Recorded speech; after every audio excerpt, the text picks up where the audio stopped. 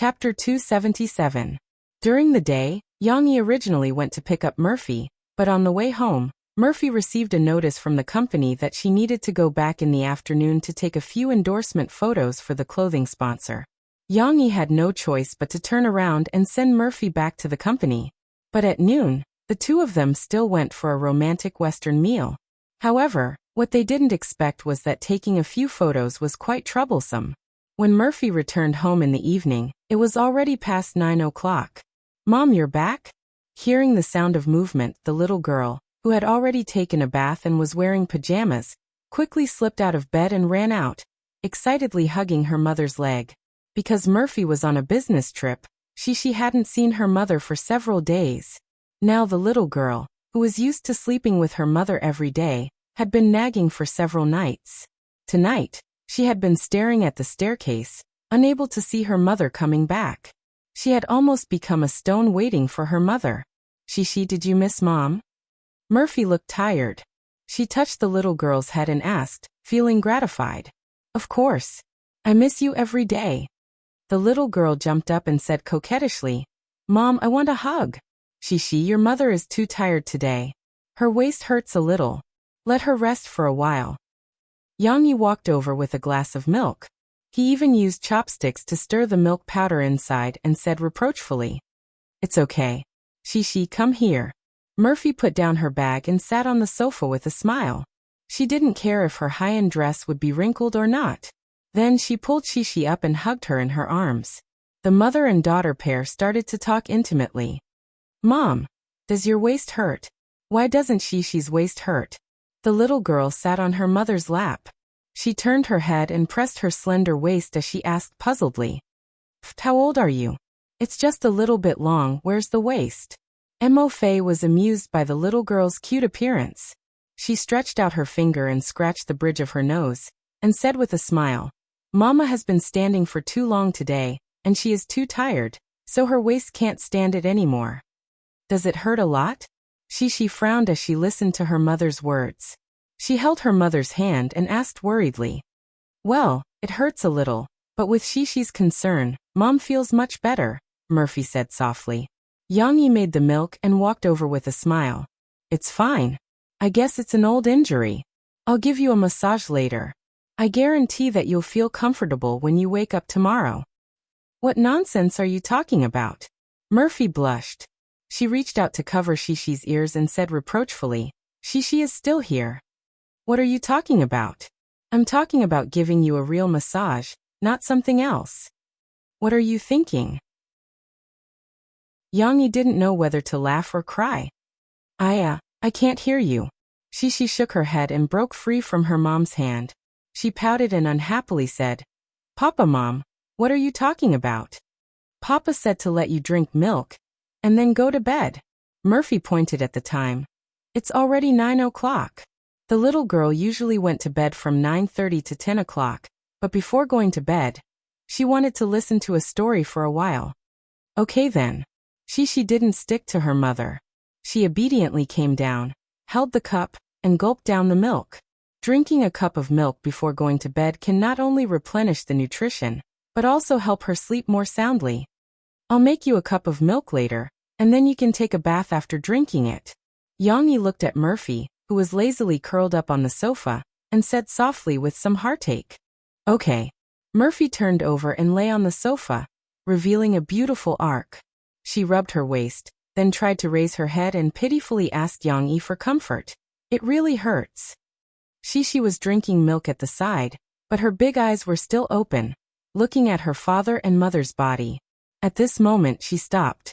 While licking the milk on her lips with her small tongue, she handed over the remaining half of the glass of milk. "Mama, do you want me to share it with you?" Murphy, who was acting coquettishly with Yang, was stunned for a moment. She turned her head to look at her daughter. The little girl's mouth was still moist, but she was very serious when she handed the milk to her.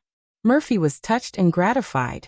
She turned over and sat up, rubbed Shishi's little head, and said, "Thank you, Shishi. Mom is very happy that you can share it with Mom. But your papa said that he would make milk for Mom later, so Shishi should finish this cup of milk. Mom appreciates his kindness." "Okay then. I'll drink it," The little girl smiled sweetly and said crisply. In fact, she didn't think that her actions were very filial and excellent. She just felt that sharing with her mother was a matter of course. In the evening, after she fell asleep, Yang pulled Murphy into his bedroom. On the bed, lie down face down, Yang said. And he took out a bottle of olive oil. Murphy blushed and said angrily, "What are you doing? I'm so tired, and you still want to torment me. What are you thinking?"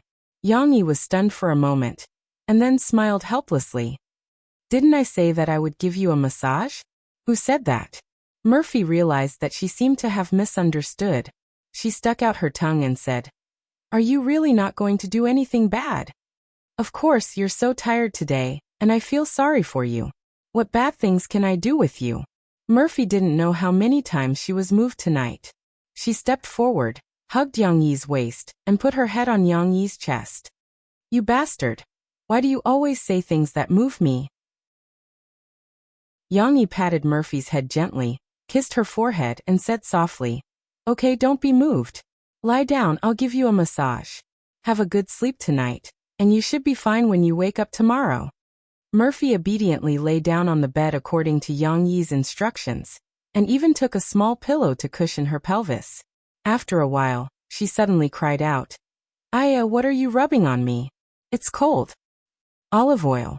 Yang Yi lifted Murphy's pajamas, pulled down her pajamas, and rubbed a layer of lubricating olive oil on her waist. "Don't worry, it hasn't started yet." And Yang Yi really wasn't joking with Murphy. He did have a certain understanding of massage. In the past, he taught himself how to massage himself, and relying on his familiarity with the human body structure, his massage technique was self-taught, and he also figured out his own unique technique, external-internal strength. "It's hot, Mom."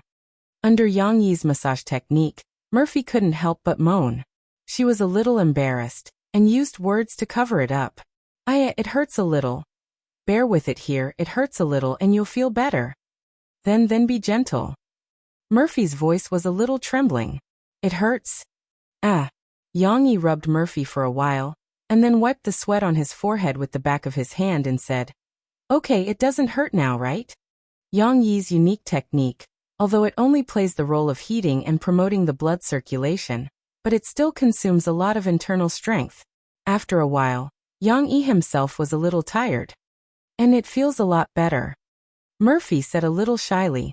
The conversation just now made her body can't help but ripple. "Then I'll give you another massage. This time it shouldn't hurt," Yang Yi said gently. Since it was done, Yang Yi gave Murphy a full-body massage, completely eliminating the soreness and fatigue on her muscles. When Yang Yi stopped, Murphy, who was too tired these days, had already fallen asleep under his warm hands. Yang Yi looked at her sweet smile in her sleep with some heartache. He tidied up her clothes, covered her with a quilt, tidied up her things, and then turned off the light and went out. Tonight he will accompany his daughter to sleep. Chapter 278. On Saturday afternoon, Yang Yi had to go to the parent-teacher conference. Murphy also had to go to the company. Moreover, they were filming a MV right now, so there were too many people and too many eyes. It was not convenient to bring Shishi over. So Yang Yi could only call Guizi over, and let him stay in the shop to be Shishi's nanny for half the day. Ding Xiang was also in the shop, but most of the time, she had to attend to the customers, so she could only help supervise the little fatty. The kindergarten's parent-teacher conference. Yang Yi had thought that he would have to sit on a small stool like Shishi with the other parents. If that was the case, Yang Yi would feel terrible. How could his long legs fit on that small stool the little fellow sat on? Fortunately, the kindergarten had a meeting room that he did not know about. Under Teacher Shun's guidance, Yang Yi walked in. There were already some parents in the meeting room who were even more enthusiastic than Yang Yi. They had arrived early and were sitting in groups of 2s and 3s to chat. Yang Yi was greeting Wu Yu, Nanny Yun, and a few other familiar parents when suddenly, a surprised voice rang out. "Hey little Yang, you're here? Come sit here." Yang Yi turned his head to look. Lans Hao Kai's round, smiling face appeared in the last row of the meeting room. This big boss had even moved the chairs around for him, leaving only 2 chairs that fit his and Yang Yi's figures. Yang Yi smiled and walked straight over to sit down beside Lan's Hao Kai. Boss Lan, why are you so free today to come to the parent-teacher conference in person? Although Yang Yi called him Boss Lan, he used a teasing tone as he laughed. Needless to say, Lan's Hao Kai liked Yang Yi's manner of being neither servile nor overbearing. If Yang Yi was too respectful, he would instead appear distant. Don't mention it. Some time ago, I tried to snatch a piece of land in Shanghai, but I didn't manage to get it. Lan Xian's mother asked me to attend the parent-teacher conference to relax. Lan's Hao Kai waved his hand. The real estate industry. Yang Yi shook his head. Local protection is more serious. Your Jiangnan real estate companies are going to Shanghai. After all, their competitiveness is a little weaker. Little Yang, I didn't expect you to know about this. Lan's Hao Kai was a little surprised and smiled. I thought that a scholar like you who specializes in writing novels would stay at home and ignore the outside world. Yang Yi smiled. I don't know much, but I really don't agree with the profiteering of real estate. If property prices keep rising, then this industry is a disguised form of exploitation for the people at the bottom. Although Lan's Hao Kai was a real estate tycoon, Yang Yi was not afraid to say it in front of him. This was because Yang Yi knew that Lan's Hao Kai would not dislike him because of this. Lan's Hao Kai was stunned. He smiled bitterly and shook his head, saying, What you said is not without reason. If I had a choice, I wouldn't want to be in the real estate industry, but I have no choice. Who asked my father to leave me a real estate company like this? These words were a little annoying, but in reality, Lan's Hao Kai was also teasing himself. When he inherited his father's real estate company, the company's market value was only 200 million. It was only after more than 10 years of painstaking management that it reached its current scale of several billion. Regardless of whether he liked real estate or not, Lan's Hao Kai was not a simple rich second-generation heir. I think that the world's most promising development is not real estate, but the internet. Yang Yi said to Lan's Hao Kai. At this time, Teacher Mu and several other teachers came in. Yang Yi and Lan's Hao Kai's conversation temporarily stopped. Basically, all the parents were present. Under the auspices of Teacher Mu, the parent-teacher conference began on time.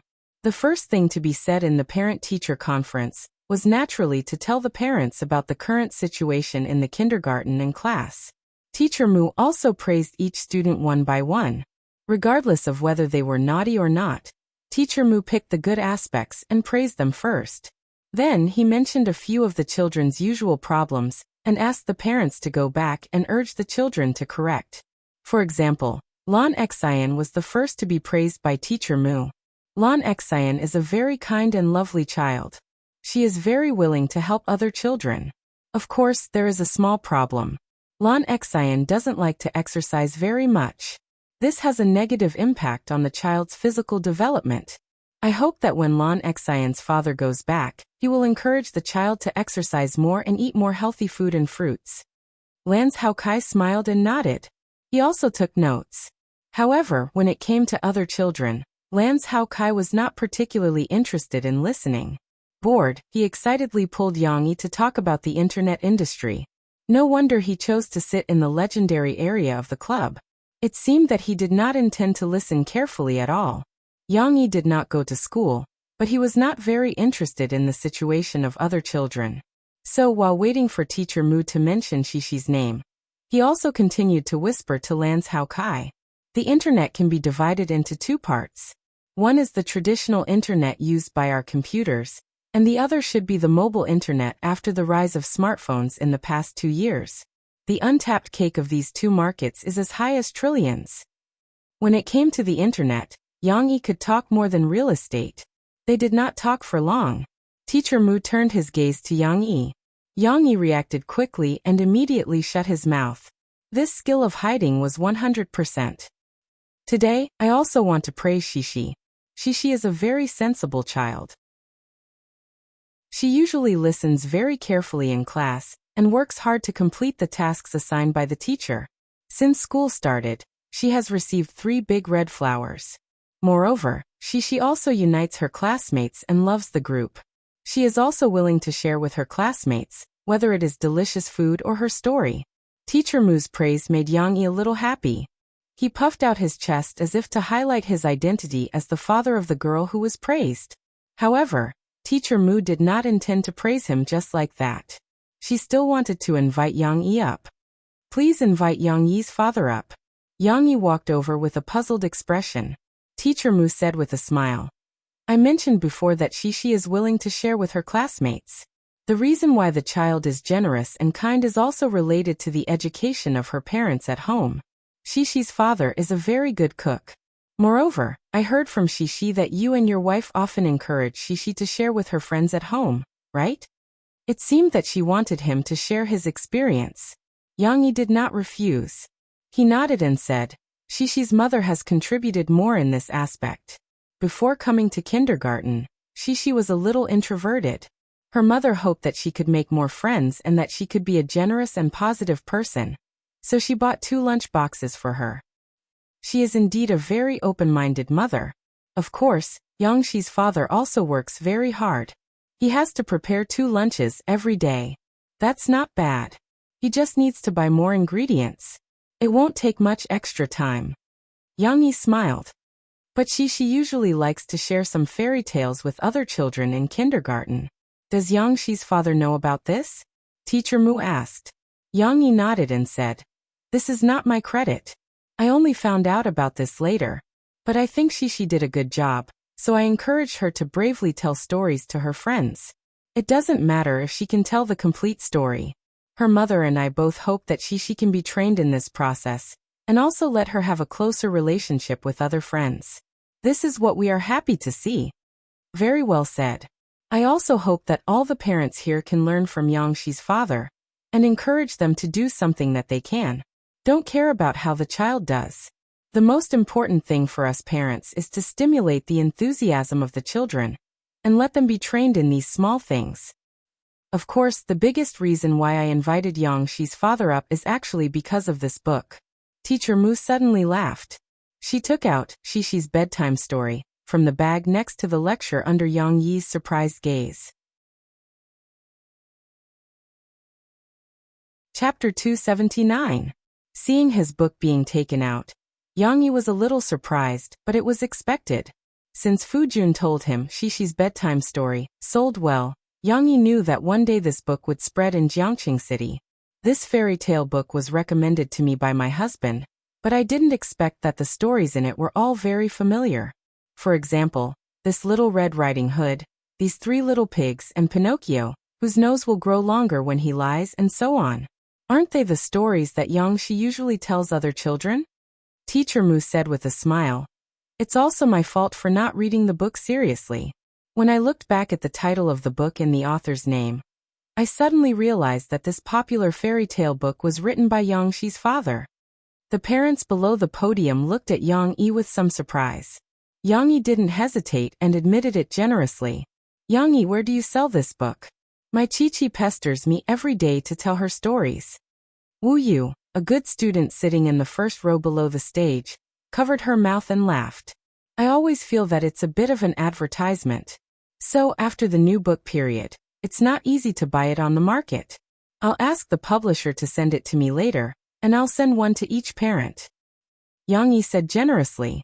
The parents present were actually not short of money. Yang Yi just expressed his intentions, but unexpectedly received a round of applause from them. In fact, Teacher Mu invited Yang Yi up not only to let him send the book, but also to invite him to give a story lecture to the children in the entire kindergarten in mid-December. This is also a feature of Springfield Kindergarten. They often invite some literary and artistic people to tell stories, or perform literary and artistic performances, to stimulate the children's interest. Of course, a talented parent like Yang Yi was the first person invited by the kindergarten. In October, Nan Xiaoyu's father, Nanny Yun, was invited to perform calligraphy for the children, and this time it was Yang Yi's turn. Giving lessons to children was something new to him. After Mr. Mu finished speaking, Yang Yi did not decline and readily agreed.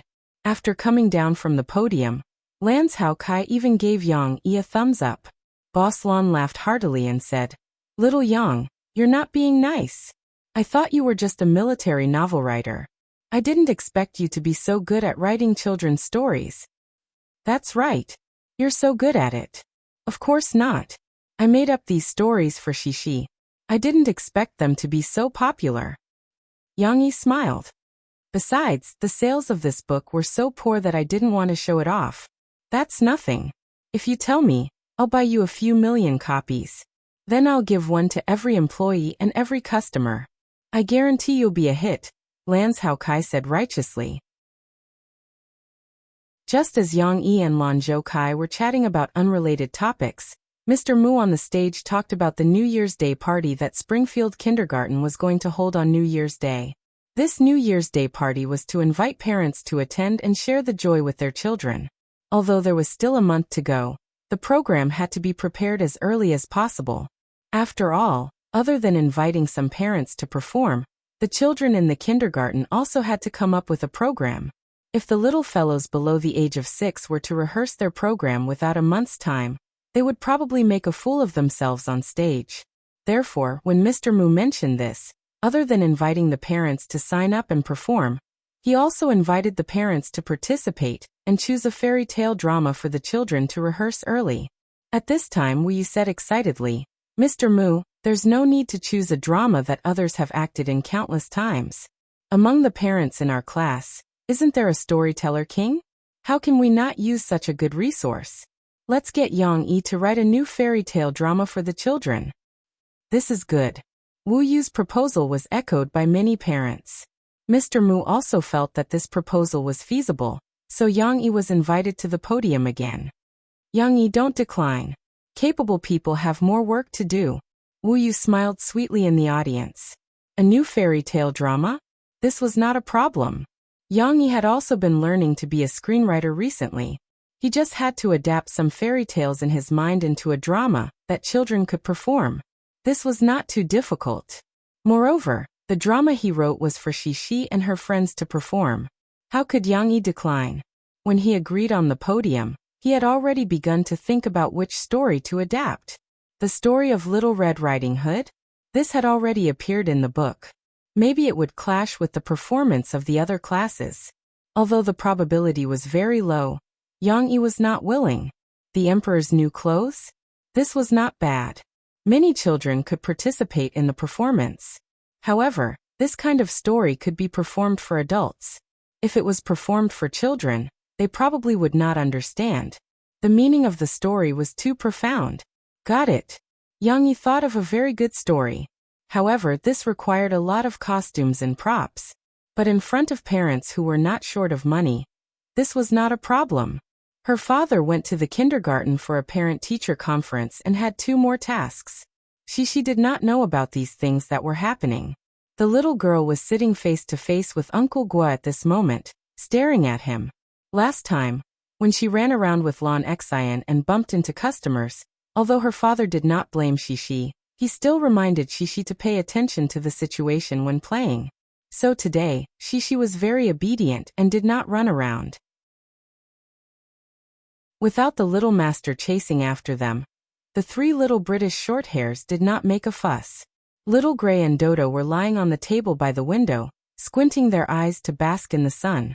Xiao Guai, on the other hand, was lying next to its little master. It turned over and revealed its soft belly. Its long forelimbs pulled at its little master's arm as if it was saying, "Meow, little master, I'm soft here. It's the most fun. Come and scratch it." However, Shishi did not notice. The little girl pouted and looked at Guazi unhappily. Guazi was scared by her look. He could not continue reading the script in his hand. He said to Shishi helplessly, "Miss Shishi, what's wrong with you? My papa asked you to play with me, but you don't play with me. I'm unhappy." The little girl complained. "I'll play with you. Why wouldn't I play with you?" Guazi had to put away the script and sit up. "Uncle won't do anything this afternoon. I'll play with you. Hee, Uncle Gua is so nice." His words made the little girl feel that she was valued. She said with a smile, "Then what shall we play?" "What shall we play?" Guazi scratched his head. He had to think about a game that could be played with children. It could not be too difficult, and it did not need items that were too difficult to obtain. If only there were poker cards. Guazi could play poker with Shishi. But where could he buy poker cards now? Got it. Guazi patted his head and raised his index finger to Shishi. Shishi, wait for me. The little girl turned her head in confusion. She saw Guazi run to the counter and talk for a while. Then he took a stack of small paper and a pen from Ding Xiang. Weren't these used to write menus? No wonder Ding Xiang didn't want to give them to him at first. Shishi stood up, stepped on the sofa, and leaned on the table. She watched Guazi draw 4 lines on the small paper, 2 horizontal and 2 vertical, which crossed each other. She asked curiously, Uncle Gua, are we going to draw? No, this is a game that tests IQ. Guazi said with a little pride. Chapter 280. Guazi and Shishi were going to play 3-piece chess, also known as 9-palace chess. The rules of the game were very simple. The two of them would take turns to draw their own patterns in the 9 grids. Whoever connected their patterns into a line first would win. It doesn't matter if it's 3 horizontal lines, 3 vertical lines, or diagonal lines. As long as the 3 pieces are connected into a line, the winner will win, Guazi said to Shishi. Do you understand the rules? Guazi explained in detail, and even gave an example. Shishi understood, but her focus was not on the rules. The little girl asked in confusion, why do I have to draw circles or crosses? I like 5-pointed stars. The little girl asked Guazi for a pen. She held the pen in her small hand and drew a crooked 5-pointed star on the paper.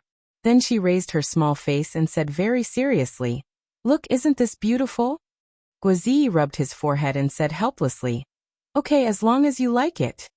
At the start of the game, little elf Cece held the guardian of the pentagram in her hand and was about to face the challenge of the fat demon king who was carrying a super donut. Should she weep and watch her home fall? Or should she bravely throw out the pentagram and seal this evil fat demon king? Looking at the battle report brought by the reporter at the front, Guazi let Shishi go first. The little girl pulled a long face and seriously drew a 5-pointed star in the upper left corner of the grid. Although it was still a little crooked, it was much better than the first one. Looking at Shishi drawing the 5-pointed star stroke by stroke, Guazi sighed helplessly. It was obviously much more convenient to draw circles and crosses. Taking the pen from Shishi's hand, Guazi drew a circle in the center of the grid without thinking. So fast, the little girl muttered. She continued to draw her 5-pointed star stroke by stroke in the middle of the vertical column on the left. Guazi immediately drew a circle below, blocking the last grid where Shishi was going to draw a line. No, how can you draw here? The little girl pouted and said unwillingly, Because if you don't draw here, you will win. Guazi said cheerfully, You can't draw it. If you draw it, I won't know what to do. Shishi complained, stomping her feet. It's okay, there are still so many empty grids. Shishi, you can continue drawing. Guazi encouraged, but he was very naughty and did not remind she of a certain problem. The little girl had a temper, but she was not spoiled. As she listened to Uncle Guaziba. Obviously, the little girl's brain circuit was not as complicated as an adult's. She drew the third 5-pointed star in the middle of the horizontal row. Guazi raised his eyebrows and snickered. Taking the pen from Shishi, he drew a circle in the upper right corner of the grid, then drew a diagonal line, stringing the 3 circles together. Ha ha! Guazi laughed proudly. I won! Ah. The little girl only realized later that the circles were strung together. Uncle Guaziba had indeed won. I haven't finished drawing yet. Shishi looked left and right, then pouted and admitted defeat. How is it? Do you still want to play? Guazi laughed cheerfully. Let's do it again. I want to win. The little girl stood on the sofa, arms akimbo, and said full of fighting spirit. However, how could the simple-minded Shishi win against Guazi, who was already 17 years old and had a mature IQ? She always had her own world in her calculations, and would always forget to judge the direction of her opponent's chess pieces. Unsurprisingly, the little girl lost to Guazi, except for one game when she gave up on treatment and played randomly, which led to a draw. However, Shishi was not discouraged. She kept on fighting, and the more she fought, the braver she became. looking at the little girl frowning her thin eyebrows and thinking with her hands on the table. Her bitter and resentful look was somewhat pitiful. Ding Xiang, who had passed by several times, could not stand it anymore. She walked over when there were fewer customers. Guozi, don't bully Shishi. She's so young, and you won't even let her play this game. That's right, that's right. With Sister Ding Xiang's support, the little girl pouted and stood by the side. How can you let her win in chess? Wouldn't that be cheating? Guozi complained. In this game, the willing have to admit defeat. If I let Shishi win, she won't be happy, right? Shishi tilted her head and thought, not understanding why she would be unhappy. She was very happy. Before the little girl could say anything, Ding Xiang, who had come over to fight for justice, asked Shishi to move closer to Xiao Guai. Then she sat down beside Shishi. Come, Guozi, I'll play with you on behalf of Shishi. Shishi was a little surprised, but more than that, she was happy. She stepped on the sofa, leaned on Ding Xiang's arm and clapped her hands. Hee okay, Sister Ding Xiang, help me win. Guozi, who thought highly of himself, actually didn't think that Ding Xiang could win. He smiled, tore open a piece of paper, drew a 9-square grid, and handed the pen to Ding Xiang. Draw stars, draw stars. The little girl saw Ding Xiang draw a cross in the middle of the grid and hurriedly urged her. Ding Xiang followed the little girl's instructions and changed it while telling Shishi the trick. Shishi, the next time you play this game, if you can move first, you must play here. You have a higher chance of winning here, and the two diagonals can be connected into a line. Yes. He always plays here. Shishi pointed at Guozi and pouted. Guozi smiled and drew a circle in the middle of the bottom row. In fact, he was a little careless. He always played casually, thinking that he would be able to win. Ding Xiang saw Guozi's move and smiled slightly. She turned her head and whispered to Shishi, "We're going to win." The little girl couldn't tell at all. She leaned close to Ding Xiang's ear and whispered, "Why?" Look. Ding Xiang drew a 5-pointed star in the bottom left corner. Guozi suddenly frowned. He finally reacted and smiled bitterly. "I lost. Let's talk about it after the game." Ding Xiang was a little dissatisfied. Guozi could only draw a circle in the upper right corner to block the line that Ding Xiang was about to connect. He had no other choice. Ding Xiang then drew a 5-pointed star in the middle of the left column. At this moment, the smart Shishi also saw the chance of winning. She shouted happily, I know. Let me do this." Guozi smiled bitterly. He could only draw a circle in the upper left corner to put out the fire. However, Shishi took a pen and drew a 5-pointed star in the middle of the right column. In an instant, a line was formed. Uncle Guo drew here. We can win there too. The little girl seemed to be enlightened and interpreted clearly. Shishi, who had finally won, didn't have to suffer anymore. She hugged Sister Ding Xiang's neck intimately and smiled like a flower. "Sister Ding Xiang, let's play another game." This time, it was Guozi's turn to be unconvinced. Ding Xiang patted the little girl's little butt and asked her to stand properly so that she wouldn't fall. Then she shook her head at Guozi. "What's the point of playing this game? You know this 3-in-a-row game can't be lost or won in front of people who know how to play it." Guozi lost the game just now and felt that his IQ was challenged by Ding Xiang. He gritted his teeth and took out his script. He took the blank space on the back and drew many squares. "Let's play 5 in a row. I don't have time to play with you. I have to work." Ding Xiang shook her head, stood up and walked to the bar. "It doesn't matter. I won't disturb your work. When there are no customers, let's walk a few steps." Guozi held the script and chased after her. "I want to see it too." Shishi jumped down from the booth excitedly. In the evening, Yang Yi came back from kindergarten and took Shishi home. "Shishi, do you want to know what the teacher praised you for today?" However, the little girl ran into the bedroom excitedly and took out her drawing paper and small pencil. She ran out again and said, Papa, let's play chess. I'll teach you how to play 3 in a row." "What?"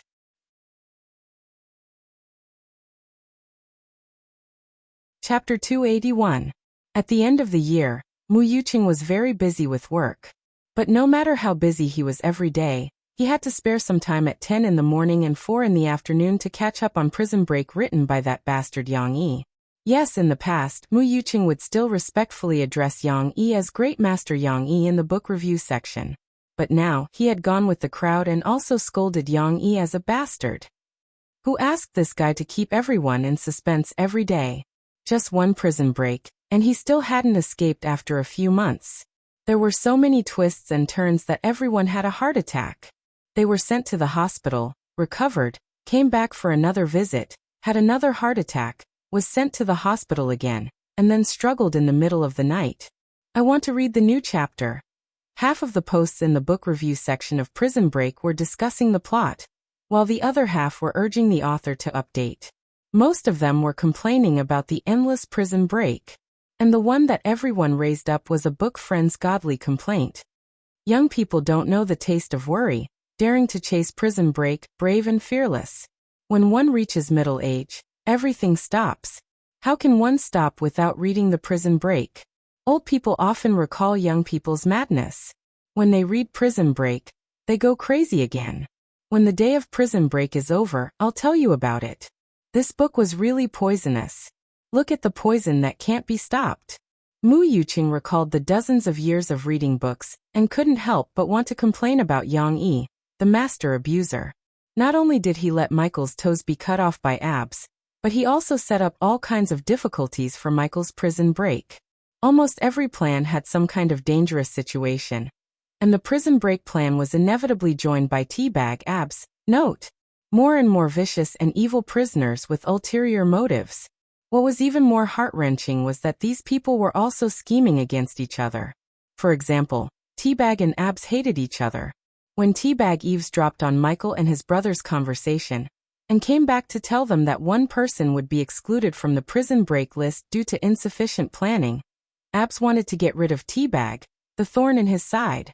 However, Abs's throat was slit by the struggling Teabag with a razor blade hidden on him, and he was rushed to the hospital.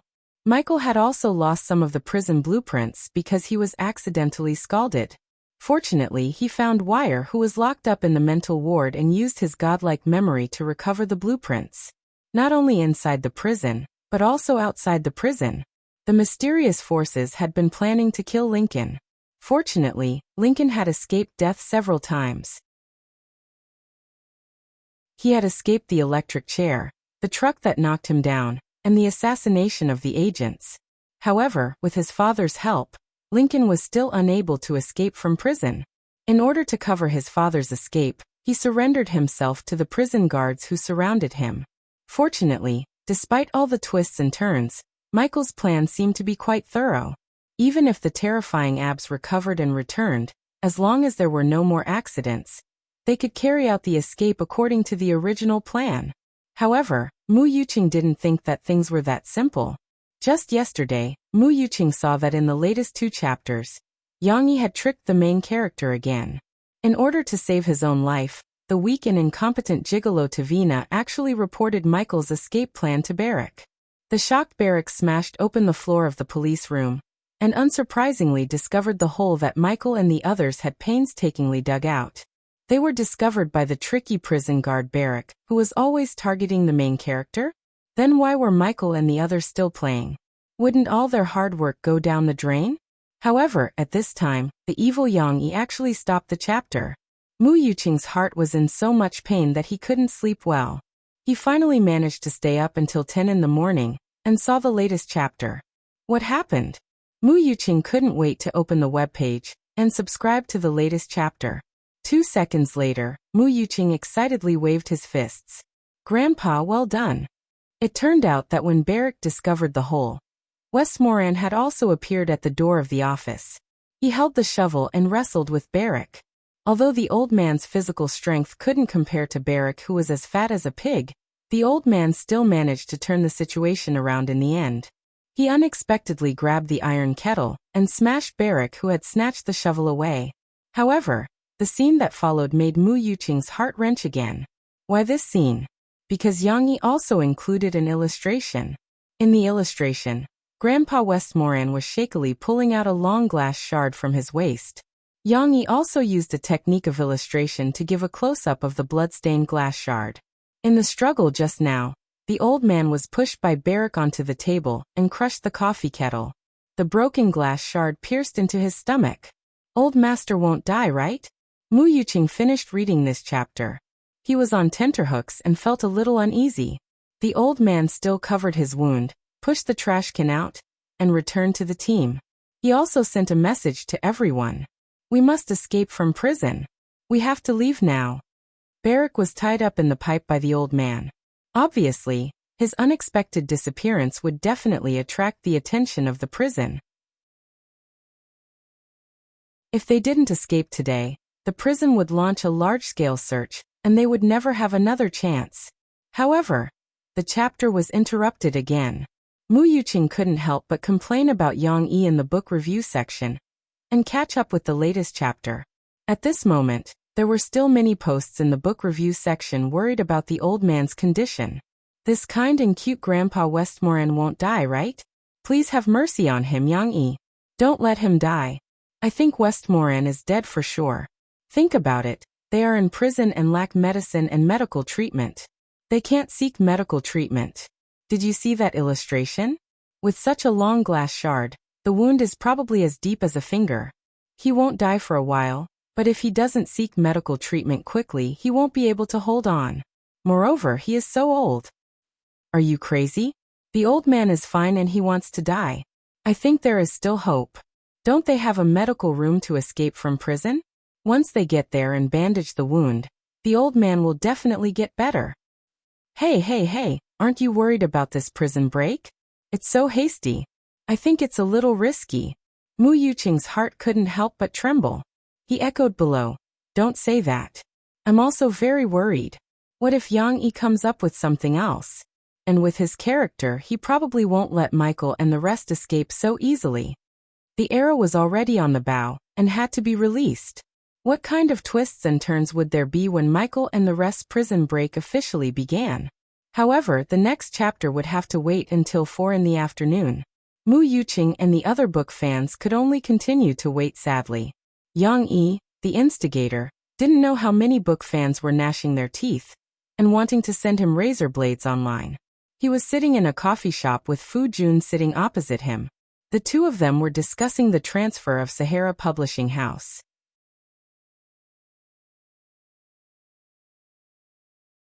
Chapter 282. Fu Jun thought about it for a long time, and decided to come to Jiangqing personally to talk to Yang Yi. If he wanted to speed up the development of Sahara Online Shopping Mall, it was obviously not enough to rely on Sahara Online Shopping Mall alone. He had to increase capital and expand shares to bring in new capital. He had to discuss this with Yang Yi. Moreover, Fu Jun came this time to talk to Yang Yi about the proportion of his shares. Although he trusted Yang Yi, business was business. In order to avoid future risks, Fu Jun had to maintain his shares in a reasonable and safe range. Currently, Yang Yi had 49% of Sahara Online Shopping Mall shares. According to Fu Jun's proposal, Fu Jun wanted to use his personal funds to buy Yang Yi's 9% shares at a premium price of 30% higher than the market value of Sahara Online Shopping Mall. After that, Fu Jun and Yang Yi would take out 9% of the shares according to their shares. Yang Yi would take out 6% of the shares, and a total of 15% of the shares would be used for financing. After 2 rounds of financing, the money obtained from the financing would naturally enter the company's account and be used for the development of Sahara Online Shopping Mall. At the current valuation of Sahara Online Shopping Mall, which was close to 200 million, Yang Yi's 9% shares could be sold for about 18 million. Compared to Yang Yi's 5 million investment a few months ago in exchange for 49% of the shares, this 18 million only needed to sell 9% of the shares to make a huge profit. However, compared to the development of Sahara Online Shopping Mall, selling only 18 million was obviously a loss. That was why Fu Jun wanted to pay a premium of 30%. He would have to spend about 23 million yuan to buy the 9% shares in Yang Yi's hands. Although it was still unfair to Yang Yi, this was the greatest sincerity Fu Jun could offer. You have 23 million? Yang Yi frowned and asked in confusion. If Fu Jun had so much money, he would not have agreed to Yang Yi's 5 million investment a few months ago. I can't take out 20 million at the moment, but I can mortgage a villa to the bank and borrow 4 million. Fu Jun smiled bitterly. This was the truth. If Yang Yi wanted more, he would really have to sell everything he had. However, Yang Yi was not a guilty businessman who reeked of money. He invested in the Sahara Online Mall to make money to build an amusement park for his daughter, not to make himself the richest man. Therefore, earning 100 billion and 10 billion did not mean much to him. Yang Yi did not directly answer if he wanted to sell the 9% shares. He smiled and looked at Fu Jun, who was thirsty after talking a lot and was drinking water, and said, "How much is your Sahara Publishing House worth now?" The Sahara Publishing House was also Fu Jun's painstaking effort. He had been running it for more than 10 years, and had also grown it from small to big. Now, with the help of the Sahara Online Mall and the promotion of Yang Yi's 2 best-selling books, it had also grown a lot. But compared to the other giants in the same industry, there was still a clear gap. Fu Jun didn't know why Yang Yi mentioned the publishing house, but he didn't hesitate and answered directly, "Not much, about 15 million. It should be more than 15 million, because Fu Jun had spent more than 2 million to buy a printing factory a month ago. This was his personal investment, but it was also under the name of the publishing house. You don't have to mortgage the villa. I want your publishing house, and then you have to give me another 5 million to make it a round number." Yang Yi smiled at Fu Jun and said, "However, you have to know that our shares are worth more than this. I will transfer the 9% shares to you, and later on, we will get 15% shares. Don't just get 40 million back, you have to get at least 400 million. 400 million? Fu Jun was taken aback. You think our company is worth 2 or 3 billion? 2 or 3 billion is considered too little. It's just a little difficult at the beginning. When it goes public, you will know how powerful this online mall is." Yang Yi said with a little pride. "Of course, it's not wrong for you to take out a little financing now. What you lose is only a small profit. If we seize this development opportunity, we will earn more." After listening to Yang Yi's description, Fu Jun asked with some emotion, "Since you think it's worth 2 or 3 billion, why are you still willing to sell it to me at such a low price?" Yang Yi was amused. "That's because I'm not just investing in the Sahara Desert. I'm also investing in you. You can steer the ship with peace of mind, and let the online shopping mall develop well. I can also earn back the money I lost in the future." Fu Jun's overall ability was not particularly outstanding, but he had a good character, and had his own unique management skills. In addition, he listened to Yang Yi's words. Where could one find such a shopkeeper? If he didn't support Fu Jun, did Yang Yi want to see investors squeeze Fu Jun and him away, and wantonly alter the development of Sahara Online Mall? Why do you want Sahara Publishing House? Fu Jun was actually still a little reluctant. After all, the publishing house was his first child. However, it was not impossible for him to give it to Yang Yi because his focus was now more and more on the online mall. He had almost no time to pay attention to the development of the publishing house. Publishing house? Don't I write my own books? Not all content is suitable to be published on the internet. It's much more convenient to have a publishing house. Yang Yi said truthfully. You want Sahara Publishing House to serve you alone? Fu Jun was dumbfounded. Yes. Isn't it fun to do this? Yang Yi said happily.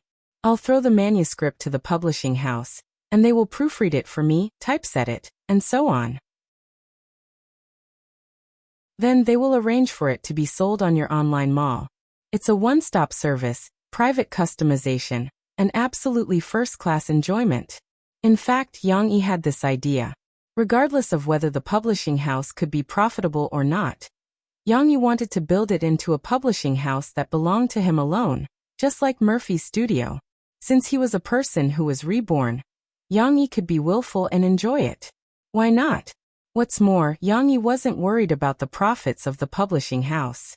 In the future, he would write a lot of works. With the publishing house responsible for their various copyright operations and promotion, they would definitely make a lot of money. Yang Yi could also save a lot of trouble. The two discussed the transfer of shares of Sahara Online Mall and the financing of capital expansion. Fu Jun curiously asked, Yang, are you going to invest the remaining 5 million into microbroadcasting? Yang smiled faintly and nodded. Microbroadcasting's development had also reached a critical period. Not only did they need to increase investment to buy servers, but now Yang also asked Mao Peifu to make a star recruitment plan.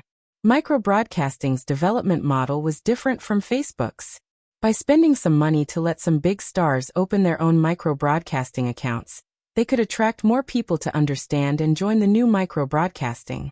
Yang was confident that as long as they registered accounts and started playing microbroadcasting, it would be difficult to get rid of it in the future. But all of this required money. Although Yang Yi's remuneration was high, almost half of it was invested in Murphy's studio as the second phase of funds. There was also a portion of miscellaneous expenses. Now he was living a tight life.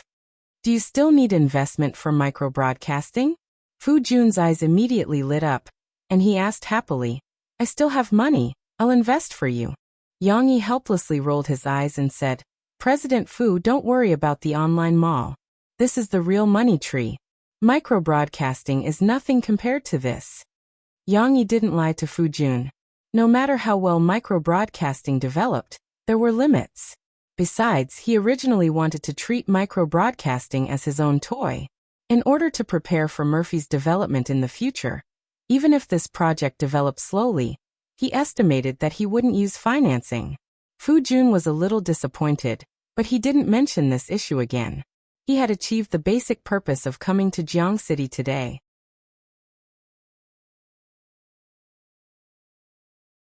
Chapter 283.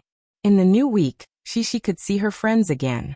After saying goodbye to her father, she carried her small school bag and skipped upstairs. Shishi, you're here. As soon as the little girl entered the classroom, she was surrounded by a group of children. Not only Lan Xian and Yang Luoqi, but also the children from other classes. Xian Zhaoyu, Chen Shiyin Qi. Hello. The little girl thought that they were here to say hello to her. Being so popular, Shishi was overjoyed. She hurriedly greeted them one by one. She was a little overwhelmed. Shishi, your father is so awesome. Yang Luoqi took Shishi's hand and said admiringly, I'll tell you a lot of stories. And he's written a book. My father said that Shishi's father will send us books. Lan Xian shouted. Yes, I want to read it. Chen Shiyin said expectantly. You won't understand. My father said that he'll ask my mother to read it to me. Lan Xian said proudly as she puffed out her small chest. Then my father will also ask my mother to read it to me. Chen Shiyin shouted, unconvinced. Regardless of the daily competition between the two little girls, the other children also excitedly surrounded Shishi. Then, a child who had not been to Shishi's home before asked curiously, Shishi, what does your father look like? Shishi was bombarded by her friends' questions. She was a little dizzy. It was not easy for her to understand that they were praising her father. The little girl was full of pride, as if they were also praising her. Her face was flushed. Facing the child's question, Shishi proudly said, My papa is very good-looking, super tall, super cool. Is he like a prince? A little girl held her small hands and asked enviously. Yes, he's 100 times more handsome than a prince. The little girl nodded. My father has also published books, but I also think that your father is the best. Nan Zhaoyu said enviously. Your father is much more interesting than my father. I don't even want to go home when I play with your father, Shishi. He wondered what Yang Yi would think if he knew that Nan Zhaoyu had praised him like that. Shishi was very happy when she heard this. She even giggled and said, Then Zhaoyu, you can come to our house to play. You don't have to go back. However, Nan Zhaoyu said worriedly, No, if I don't go home, my parents will be worried about me. All right then. We can't let Papa and Mom worry. Shishi also nodded vigorously. I like to go to Shishi's house. Shishi's house is much more fun than mine. Lan Xian shouted. Shishi, can I also go to your house and not go back? But what if your papa doesn't agree? Shishi asked worriedly. Lan Xian thought for a moment and said with certainty, My father will definitely agree. He likes me to go to your house to play. Hee, then can we sleep together? The little girl held Lan Xian's hand. I also want to go to Shishi's house to play. Young Luochi looked at them enviously. I want to play with Shishi's father. There were still a few girls who could not forget. When Nan Xiaoyu heard this, he kindly said, My father said that Shishi's father will come to tell us a story soon. Just like the last time my father came. Really? Nan Xiaoyu was suddenly surrounded by a few little girls, who all asked at once. Really, really? He was a little flustered and quickly nodded. A liar is a puppy. That's great. I like Shishi's father. I like him too. Will he bring us delicious food?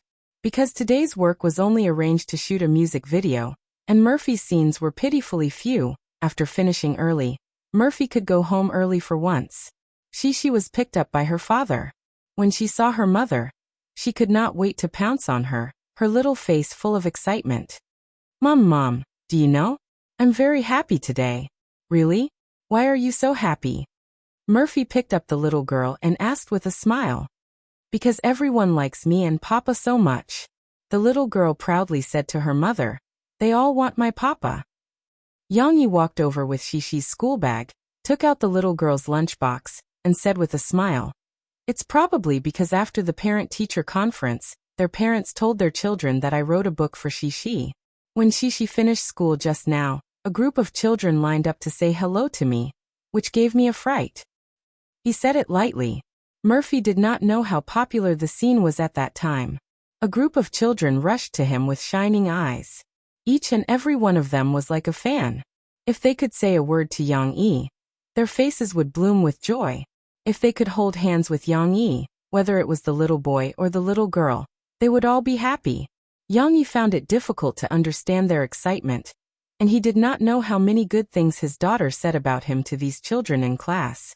It was almost as if they had set up a cult to worship Shishi's Papa, and praised Shishi's Papa, as if there was no other good father in the world. Look at how happy you are. With so many children saying hello to you, you must be very proud, right? Murphy said with some jealousy. Mom, there's more. Papa is going to go to the kindergarten to tell us stories, just like Xiaoyu's Papa, but everyone likes my Papa and doesn't like Xiaoyu's Papa. Shishi held her mother's face. She did not finish speaking. You can't say that. If Nan Xiaoyu hears it, he will be unhappy. Murphy educated. Shishi, you can't say that others don't like you. But I didn't say that. Shishi was a little puzzled. That's not right either. It's not right for them to do that. Our Shishi can't learn from them, right? Murphy said softly. Okay then. The little girl nodded obediently. In the evening, after Shishi fell asleep, Yang Yi gave Murphy a routine massage, but not as hard as before. He only rubbed her shoulders, waist, and calves to relieve muscle fatigue. I also want to go to Shishi's kindergarten. Murphy suddenly said in a low voice. Yang Yi, who was massaging Murphy's calves, didn't understand and turned to look at her. I think if my identity is known by Miss Mu and others, they will also invite me, won't they? I can teach the children to sing. Murphy pouted.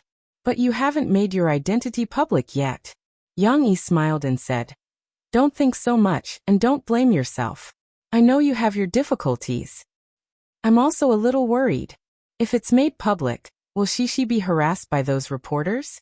Murphy sighed. Yang Yi didn't say anything, but gently picked up Mo Fei's soft hand that had been put aside. Murphy moved her butt and hugged Yang Yi's neck. She pouted slightly and muttered. What should I do? I also want to be like you and be liked by so many of Shishi's classmates. I really want to be the person that Shishi is proud of. Now Shishi will also be proud of you. She's especially happy when she sees you on TV. Yang Yi patted her back and said gently, Don't be anxious. We'll follow your arrangement.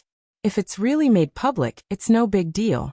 With me around, no one can disturb our lives. Murphy leaned on Yang Yi's shoulder, still a little worried. Think about it. One day in the future, when you make your identity public, Shishi will happily say to her classmates, Look, that's my mother. She's a big star who sings a lot of good songs. Yang Yi teased her. At that time, when you go home, you'll see a stack of records, all of which your daughter asked for autographs for her classmates. No way, how can a child ask for autographs? You only know how to talk nonsense. Murphy couldn't help but laugh.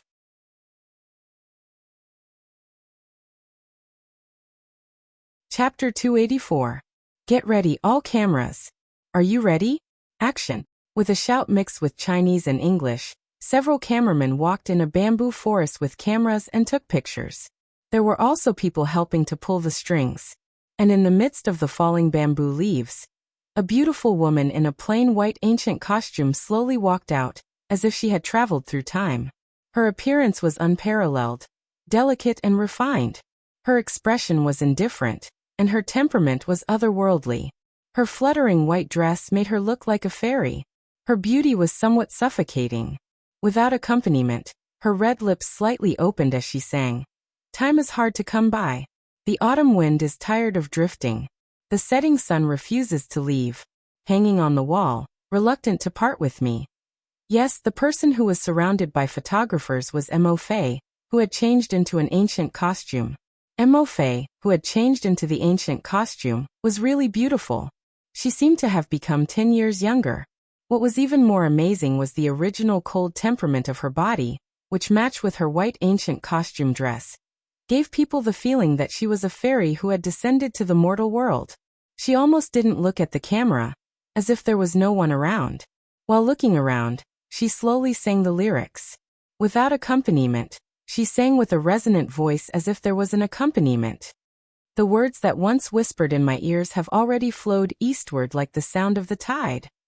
The most wonderful part was the first sentence. Mo Fei's high but not overbearing voice echoed in this bamboo forest, and it was fascinating to listen to. Note 1. After this scene was shot, the director was obsessed with Murphy's appearance and singing. After a while he remembered to shout, "Cut!" He walked over and sighed. There was a problem with the shot just now. Murphy, although I said that you don't have to be in the camera, you can't not look at the camera the whole time. In any case, there should be at least one, no two frontal shots, right? Murphy put her hands in front of her and stood quietly. She listened seriously and nodded slightly. One more time. This was the shooting location of the MV for Murphy's new album, Carefree Lament. Murphy was not the main character. The director wanted to shoot scenes of her singing. When the time came, he would choose a few scenes to intersperse in the plot of the MV. However, after today's shooting, the director was afraid that after today's shooting, the director would be worried again. The image of this singer was probably going to completely suppress the female lead of the MV, and even steal the limelight of the male lead. Should he cry? Or should he laugh? Of course, it would be best to let Murphy be the female lead, but Murphy doesn't know how to act. Forget it. There was a break in the middle. Murphy lifted the hem of her ancient dress and walked to the side. Mo Shawan was afraid that she would catch a cold, so she quickly put a jacket on her. Murphy sat on a chair and drank water. Seeing Mo Shawan stretch and yawn, she felt a little apologetic. She said, "Shawan, come and sit too. It's okay to squeeze a little." After all, they were filming an outdoor scene, and there weren't that many chairs. Mo Shawan was also a little careless and forgot to prepare a chair for herself. As a result, the two sisters took turns to sit on one chair. There's no need. Squeezing a piece will wrinkle your skirt. You just have a good rest. I'll sit again when we're filming. Mo Shawan smiled as she wiped the tears from her yawn. Murphy looked at Mo Xiaojuan's face and said with a little heartache, "Shawan, it's been hard on you these days. You've been running around with me and often staying up late. Look at you, you've become a lot more haggard." Mo Shawan was indeed more tired. Most of the time, she was accompanying Murphy and dealing with daily life issues, including working overtime at night. Yang Yi couldn't pick her up, so she had to send Murphy home and so on. But at the same time, she also had to deal with Murphy's business affairs and set aside some time to build Murphy's studio. All of these consumed a lot of time and energy. Even when Murphy was resting at home during the holidays, Mo Shawan couldn't be idle. "Isn't this normal?" Mo Shawan smiled. "Sis, I'm your manager. If I'm not busy, wouldn't it be too irresponsible? Then you have to rest well. If you're at the company and don't have anything to do, you don't have to stay with me. You can go back and rest." Mo Shawan turned her head and looked around. She lowered her voice and said, "How can that be? I have to guard against Sister Ling. I'm afraid that if I'm not around, you'll stupidly sign a contract with someone else. That would be troublesome. Do you think I'm that stupid? Mo Fei said angrily. Haha. Mo Shaowan didn't want to be entangled in this issue. She suddenly called out softly, and reached out to touch Murphy's face that only had light makeup on. Sis, why do you look so good? Ah. Murphy was a little confused. A while ago, I saw that your spirit was worse than mine. You were so tired that you couldn't even straighten your back. Why does it seem like you're getting better day by day? Look, your face is so tender. Mo Shaowan was a little surprised. Did you use some skincare products? If there was, Mo Shaowan wanted a car full of them. What? I usually just use some skincare products. Don't you have some too? I even asked you to buy it for me. Murphy said strangely. Murphy suddenly thought of something. Oh right. Yang Yi will also give me some care. Murphy couldn't say the word massage. She felt that it would reveal something. Mo Xiaozhuan's eyes lit up and asked, what kind of care? Is brother-in-law that amazing? Can I try it? Which woman doesn't like to be beautiful? However, Murphy thought of some scenes that were not suitable for children during the massage, and the indescribable beauty that often followed. She couldn't help but blush and say, no, why do you want to try everything? Drink more water, sleep more, and maintain a proper routine. That's more important than anything else. Murphy said a little too much. Mo Shaowan could see that she was trying to hide something. Mo Xiaozhuan's imagination was very big. She suddenly thought of something and suddenly felt embarrassed. Cough, cough, cough, cough. Sis, just pretend that I didn't say anything. I didn't ask anything. What are you thinking about? Murphy's face turned even redder. She was trying to hide something. In Tianmei, in a recording studio that Zhu Jie had temporarily booked, Zhu Jie was singing in front of a microphone. Waiting for you to tell me that you don't just want my love. I use silence to face your confession. The happiness of the past has disappeared. Zhu Jie's singing could only be said to be average. It wasn't particularly distinctive, and didn't have a wide range. His singing was also just passable. However, the tone of this song was very flat, and there was almost no challenge. It could be said that it was a song that was full of saliva. Zhu Jie could actually sing it well. Ajie, Ajie, sing more affectionately. You have to sing that kind of heart-wrenching voice. Outside, Du Luan snatched the poor producer's microphone and said to Zhu Jie. Zhu Jie nodded confusedly. He didn't know much about affectionate feelings, but he could still sing heart-wrenching. He stretched out his hand, grabbed the clothes on his chest and sang miserably. Finally, you became someone's mistress. I also know that it wasn't because of love. Du Luan nodded with satisfaction. Du Luan, if he sings like this, it's a little off-key. The producer reminded weakly. It's okay. He can sing off-key. What he needs now is this feeling. Help him stabilize this feeling. He has to rush to release a single in the middle of the month.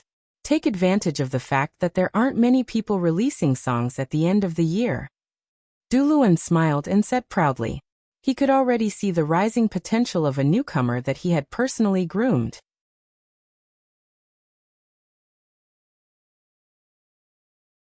Chapter 285. The weather was nice today, and Yang Yi was sitting in a booth next to the floor-to-ceiling window of the coffee shop. He was enjoying the warm sunlight as he concentrated on making changes to a stack of manuscript. He flipped through the manuscript, and sometimes he flipped to the first page.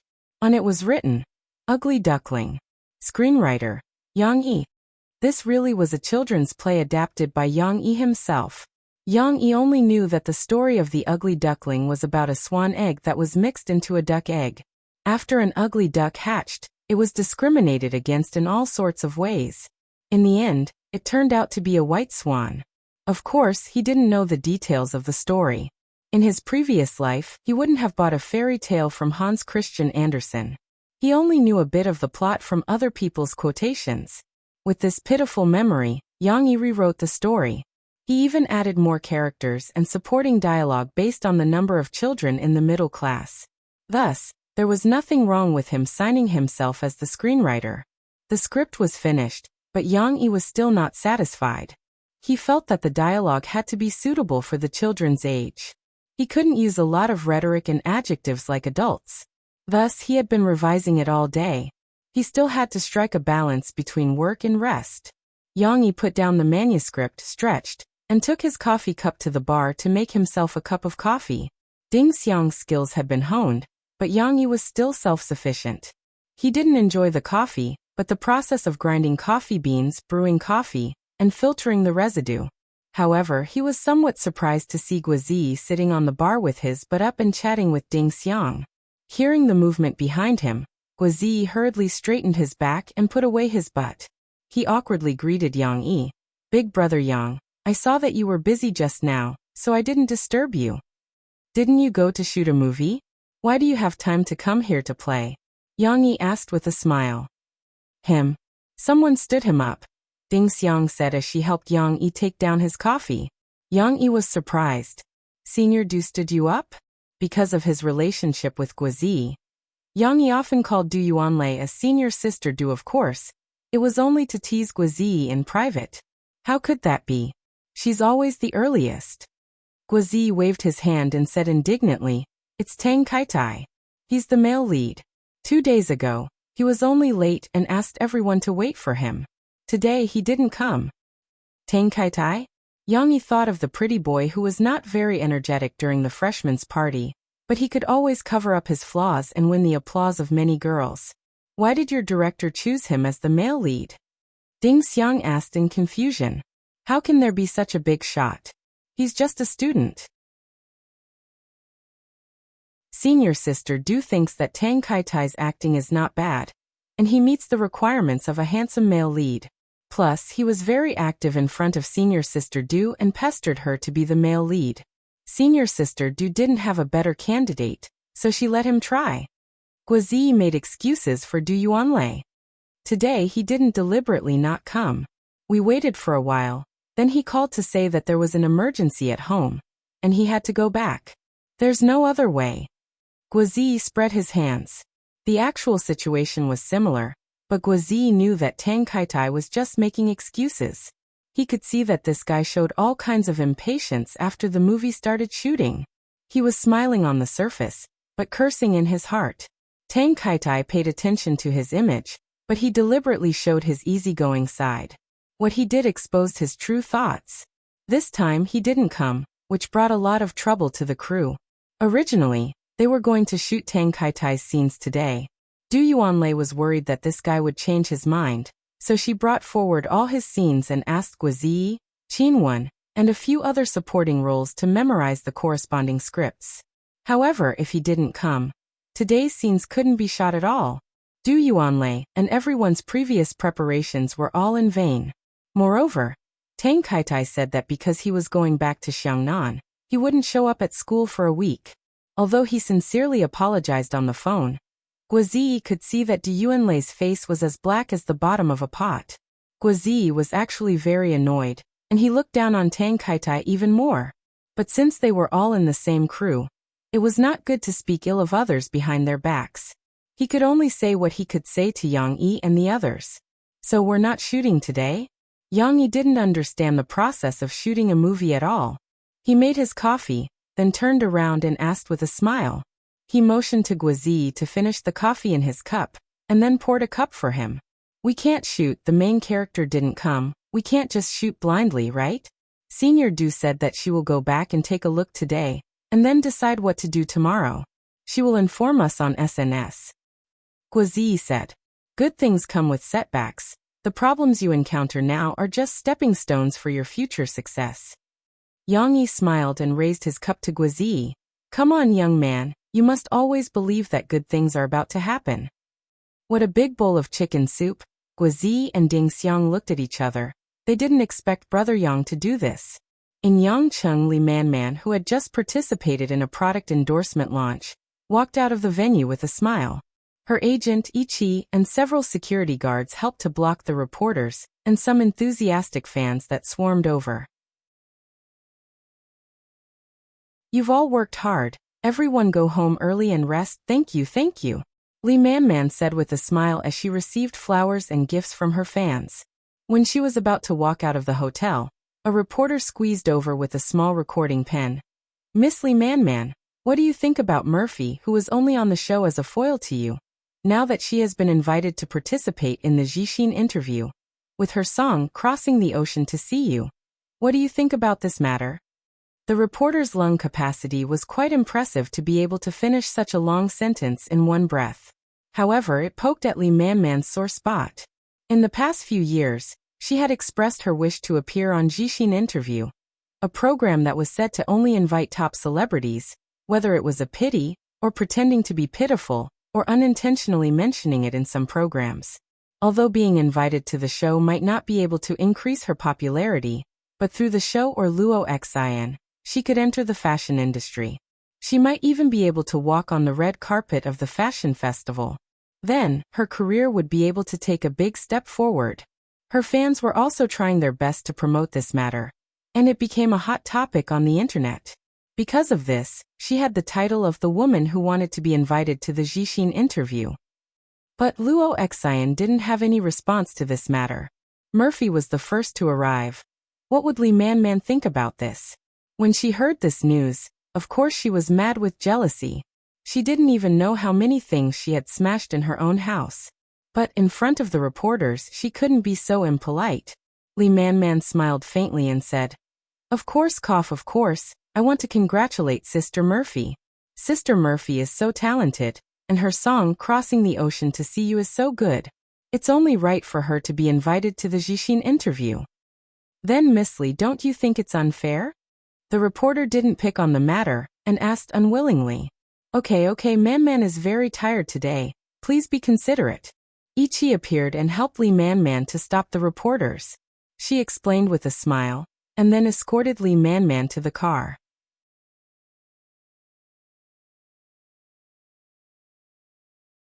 Chapter 286. Sorry, this chapter was added for Mr. CZX. Yang Yi, you scammer, who can tell me his address? I want to send him a razor blade. No, I want to talk to him personally about life. At 4 o'clock in the afternoon, in the office of a technology company in Guangzhou, there was a desolate and desperate roar. The subordinates outside couldn't hear it clearly, and could only see Mu Yuqing inside the glass room pulling at his hair and going crazy. With his tie torn off and his messy hairstyle, Mu Yuqing's elegant image was nowhere to be seen. As a newly appointed department manager, this was the first time he had lost his composure like this. His subordinates were so scared that they were trembling in fear, afraid that they would be burned by the new manager. What happened? What made Mu Yuqing curse Yang Yi so crazily? It wasn't just Mu Yuqing. The tens of millions of netizens who were following Prison Break also flashed their knives and sticks. Yang Yi, get out here. I promise I won't beat you to death. The prison break was over. No, it couldn't be said to be over. Even though the title of the latest chapter had "end" written in brackets, it wasn't completely over. The scammer Yang Yi made a return trailer at the end of the chapter. Wait, forget about the trailer. Let's look at the content of the latest chapters first. Previously, Barrick had been tied up in the pipe by the old man. So Michael and the others had no choice but to start the prison break in advance. Michael didn't hesitate to use a knife to force Warden Pope, who had been taking care of him, to inform someone to transfer Lincoln to the infirmary. After many twists and turns and difficulties, Michael and Lincoln finally followed the route they had planned and climbed out of the prison. Even though old Westmoreland, who had died of his injuries, and Sucre's brother Manch, who had broken the rope and fallen down because he was too fat, the others still managed to cross the wall successfully. The day before yesterday, when Mu Yuqing and the other readers saw the empty wall and Manch being pressed to the ground by the prison guards, they confirmed that Michael had also successfully escaped. They were moved to tears, thinking that Yang Yi had changed and wasn't scamming his readers anymore. They were too naive. The plot after the prison break once again made their hearts clench. Michael and the others did not escape danger. They found the car that Abdul had arranged for them, abandoned the mentally ill Wire, and drove away from the prison guards. But in the process, the suppressed conflict in the team erupted again. Abs wanted to kill Teabag in the car, but Teabag had already planned it. He locked himself and Michael together and swallowed the key. Abzuz needed Michael's plan, so he could only give up on it for the time being. In the subsequent journey, in order to avoid the pursuit of the police, the car got stuck in the mud. and the team could only abandon the car and walk on foot.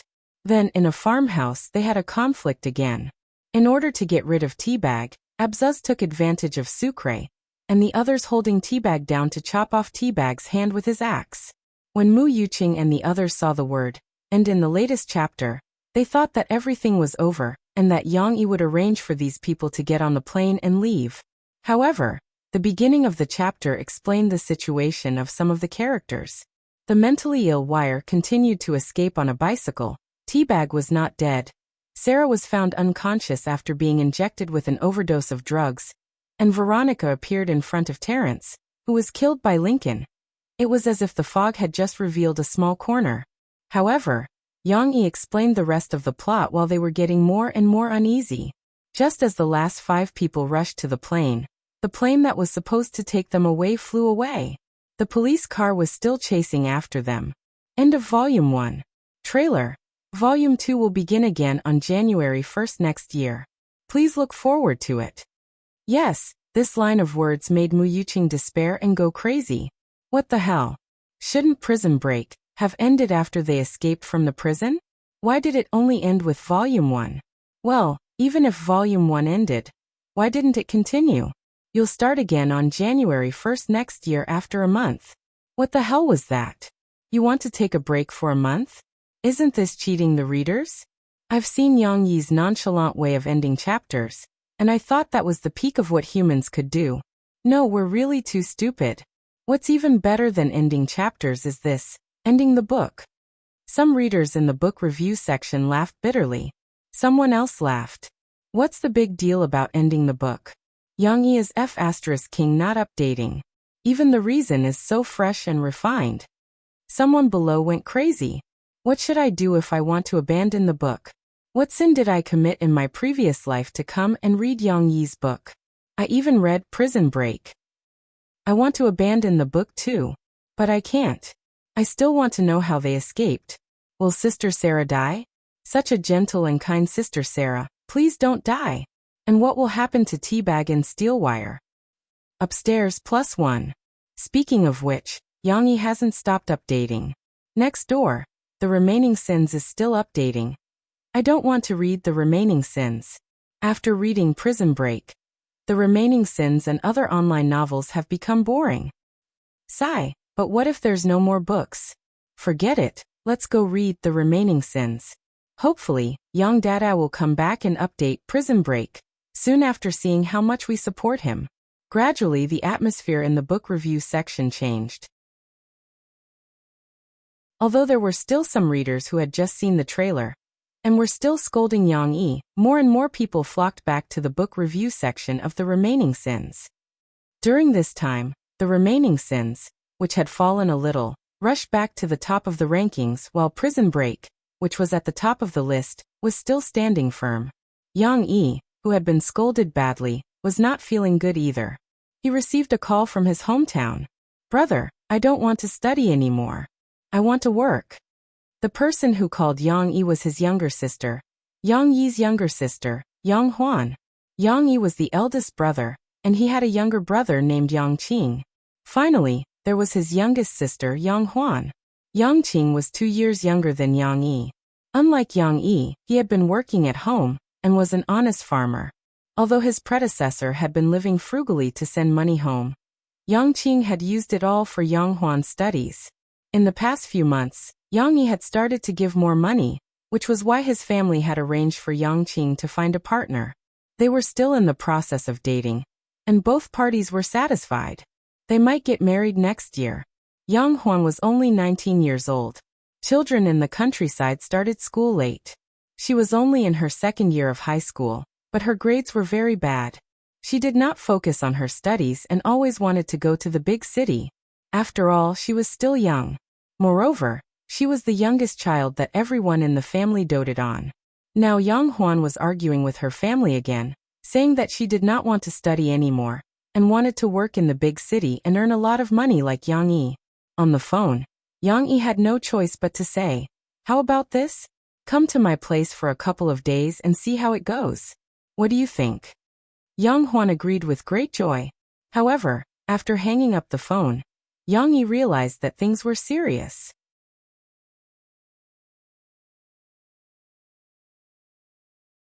Chapter 287. Things were getting serious. His sister was coming. There were only 4 words left in Yang Yi's mind. After he hung up the phone, he even forgot to tell Yang Huan what kind of train to take to Jiang City, and what a little girl should pay attention to on her first trip. His mind went blank. After a long while, he finally realized that Yang Huan was going to come to Jiangcheng. He couldn't and shouldn't stop her.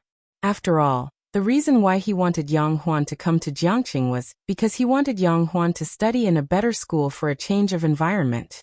But the problem was that he wasn't ready to tell his family everything. He hadn't been home for 2 years. Why did he suddenly have a 4-year-old daughter? He told his family on the phone that he had made some money. But in the past few months, the remittances had increased gradually, and the total amount was only a little more than 100,000. Now he drove a car worth a few 100,000 and lived in a house worth a few million. Of course, the house was easy to explain. After all, it was only rented for 1 yuan. But what about the company and studio that he had invested tens of millions in? So much money, but he only gave his family a little more than 100,000. It didn't make sense. Wait, how did he make so much money? It seemed quite difficult to explain. Writing books was indeed profitable, but why did he not write books in the past and suddenly start writing novels now? Luckily, Yang Yi joined the army early. At that time, Yang Yi was only a few years old. She didn't know much about Yang Yi's situation in school. Maybe he could fool her a little. But why did he have to explain? Yang Yi felt that his head was about to explode. He had just fooled Murphy, and now there was another big challenge. Yang Huan was a mischievous girl. She wasn't easy to fool. In the evening, Yang Yi told Shishi about it. Shishi, your aunt will come in a few days. What's an aunt? Shishi asked in confusion. An aunt is Dad's sister. Just like Wang Xiyun is Wang Xijuan's sister.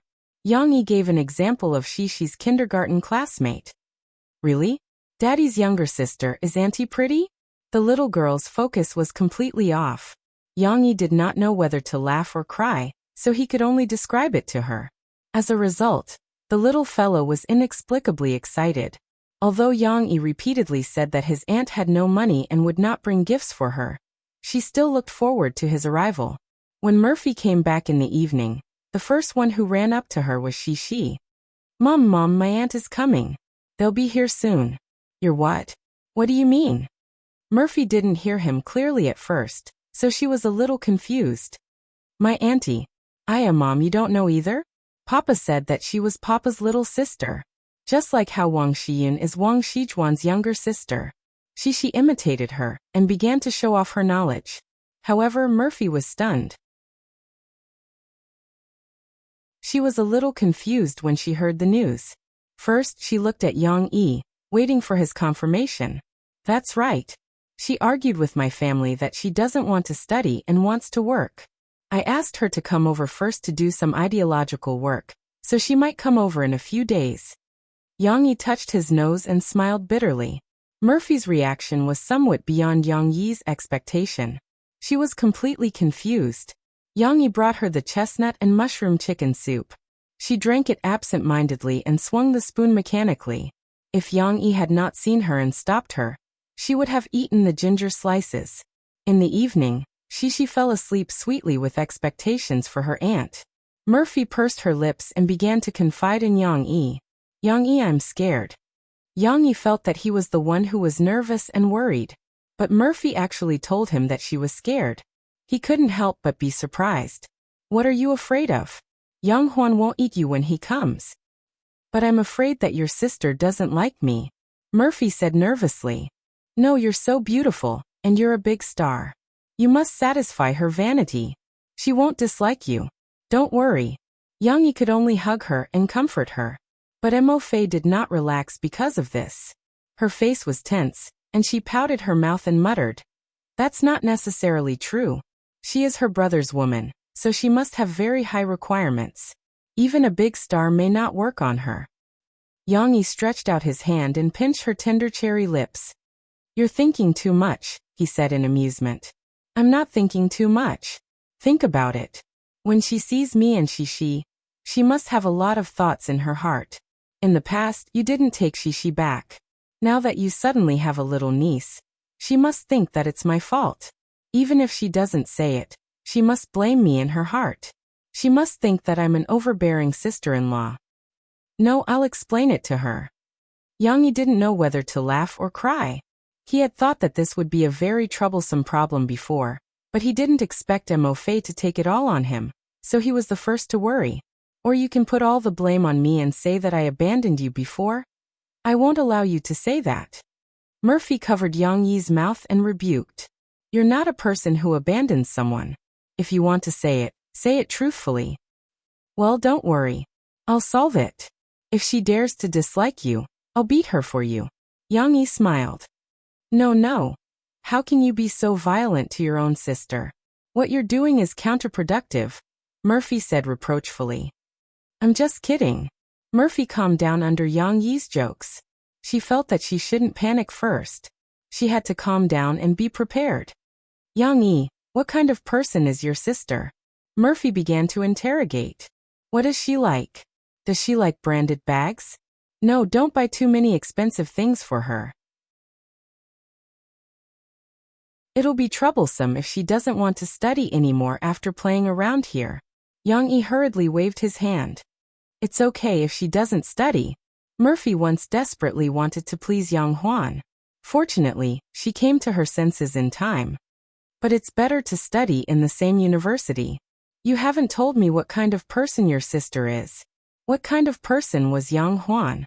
As Yang Yi recalled, he said, You know, our family used to be poor. My brother just got married this year. Our whole family was farmers who worked hard. Only Yang Huan was a little better. She was young, only 19 years old this year.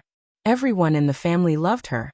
Although Yang Huan also needed to wash clothes, do housework, and even do some simple farm work such as drying rice, compared to Yang Yi and Yang Qing, who followed their parents to plant rice and wheat after they grew up. Yang Huan was already much happier than the other children in the village. This also made Yang Huan develop a character that was completely different from her two brothers. Lively, naughty, bold and playful. Yang Yi actually didn't spend much time with Yang Huan, but based on the memories he had, he was able to summarize some things. I don't know what she likes. Anyway, if you don't tell her and let her study hard, she'll probably be grateful to you. Yang Yi smiled bitterly. Then you can talk to her about this. Mo Fei said hurriedly, her face still full of worry. Although Yang Yi had said a lot, she still didn't feel confident at all. Yang Yi looked at Murphy's flustered look and said with concern, Why don't you and Shishi go back and stay there first? I'll send Yang Huan away and then come back. How can I do that? I have to face your family eventually. Murphy said unhappily. Yes, I have to face them eventually. How can I please my sister-in-law?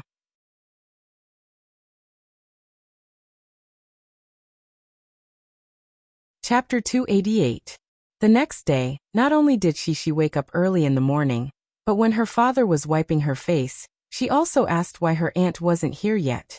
When she arrived at the kindergarten, she couldn't wait to tell her friends about it. My little aunt wants to come and see me. She wants to play with me. The little girl had already guessed Yang Huan's purpose in coming over, so she happily told Yang Luoqi and Lan Xian. What's an aunt? Yang Luoqi asked curiously. Before Shishi could answer, the knowledgeable Nan Jiayu interrupted. It's Daddy's little sister. You don't even know this. Yes, just like Wang Xiyin is Wang Shijuan's little sister. Shishi could only follow behind and give examples. After hearing her name, Wang Xiyin ran over in confusion. She was also a chubby little girl, and had a similar figure as Lan Xian. She looked at Shishi cutely and said, Shishi, are you looking for me? No. After Sisi explained for a while, Wang Xiyin ran back to her brother in disappointment, and continued to play her own game. Nan Jiaoyu, on the other hand, looked at Wang Xiyin and Wang Shijuan enviously. He turned around and said to Shishi, I also want to have a little sister like Wang Shijuan. Although Wang Shijuan and Wang Xiyin were in the same class, they weren't twins. Wang Shijuan was 1 year older than Wang Xiyin. However, their parents wanted the siblings to take care of each other, so they asked the teacher to arrange for them to be together. Therefore, Wang Xiyin was half a year younger than Shishi and the others. She looked a little silly and cute. You can ask your parents to give you a little sister. Chin Shuryan said proudly. My dad said that my mom is going to have a baby. I'm going to have a little brother or sister soon. This wasn't the first time Chin Shuryan had mentioned this. She had always been very proud of herself, and felt that there would soon be someone to share her father's bad temper with. Weren't the so-called little brothers and sisters the legendary scapegoats? Unknowingly, their conversation had gone off topic. Lon Xian pouted and said unhappily, I don't want a younger brother or sister, I want an older brother. But my mother said I can't have a brother. Why? Shishi asked curiously. Shishi, you're so stupid. We're all older brothers and sisters. Of course, we can only have younger siblings. Nan Zhaoyu explained. Alright then, but I also like younger brothers or sisters. Shishi expressed to her friends. Murphy was a little out of sorts at work today. Murphy. The director's call brought her back to reality. The director actually wanted to scold her, but seeing how beautiful Murphy was, he couldn't bring himself to scold her. He didn't know whether to laugh or cry as he said, Murphy, didn't you hear what I said? I'm telling you about the positioning during the shoot. Murphy hurriedly apologized. I'm sorry, I was thinking about something else just now. Could you please say it again? You have to be more serious. Your record needs to be completed on New Year's Day next year. If you don't finish filming now, you won't be able to make it in time. The director couldn't help but complain. After Murphy finished filming her scenes, Mo Shawan couldn't help but poke the distracted Murphy and asked, Sis, what's wrong with you today? You're so distracted. Did you quarrel with brother-in-law last night? No. Murphy waved her hand and told Mo Shawan about Yang Yi's sister coming. What's the big deal? As your sister, I've never seen brother-in-law nervous. Besides, we'll deal with whatever comes our way. You still have brother-in-law to back you up. Besides, are you afraid of a 19-year-old girl? Mo Shawan curled her lips. I'm not afraid. I'm worried. I'm worried that she doesn't like me. Murphy explained. Mo Shawan pressed Murphy's shoulder and calmed her down. She smiled and said, Sis, you're worried. How can it be so complicated? Didn't brother-in-law say that his family is from the countryside? His sister must have not seen much of the world. When she sees a big star like you, she must be very happy. Don't talk about identity. I always feel uneasy about this. Can you give me some advice? It's the first time we meet. What gift should I give Yang Huan? Murphy pushed Mo Shawan and asked for help. In the absence of the male lead, Du Yuanlei still insisted on filming for a few days. But today, she also began to be distracted. Obviously, she was not in the right state. Wang Chao couldn't watch the filming anymore. He took the initiative to stop and let Du Yuanlei calm down first. Do you know what happened? When Guozi was drinking water, Qinwen came over and whispered to him mysteriously. After getting along with each other for a few days, Qinwen and Guozi became familiar with each other. Although she was a famous star student, her temper was not arrogant at all. Moreover, she admired Guozi's acting skills. From time to time, she would point out the problems that Guozi would have because he had not been trained by the class. What happened? Sister One, don't keep me in suspense. Hurry up and say it. Guozi laughed. It's said that Tang Kaitai abandoned his job. Qinwen whispered in Guozi's ear. Can you guess the reason? Abandoned his job? That's troublesome. Guozi looked at Du Yuanlei, who was in a daze with some worry. Did he find a better choice? That's only one of the reasons. Let me tell you, this matter is also related to you. Qinwen kept him in suspense, making him feel uncomfortable.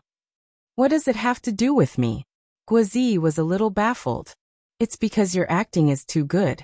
After that surname Tang saw your acting skills, he didn't have any confidence in himself.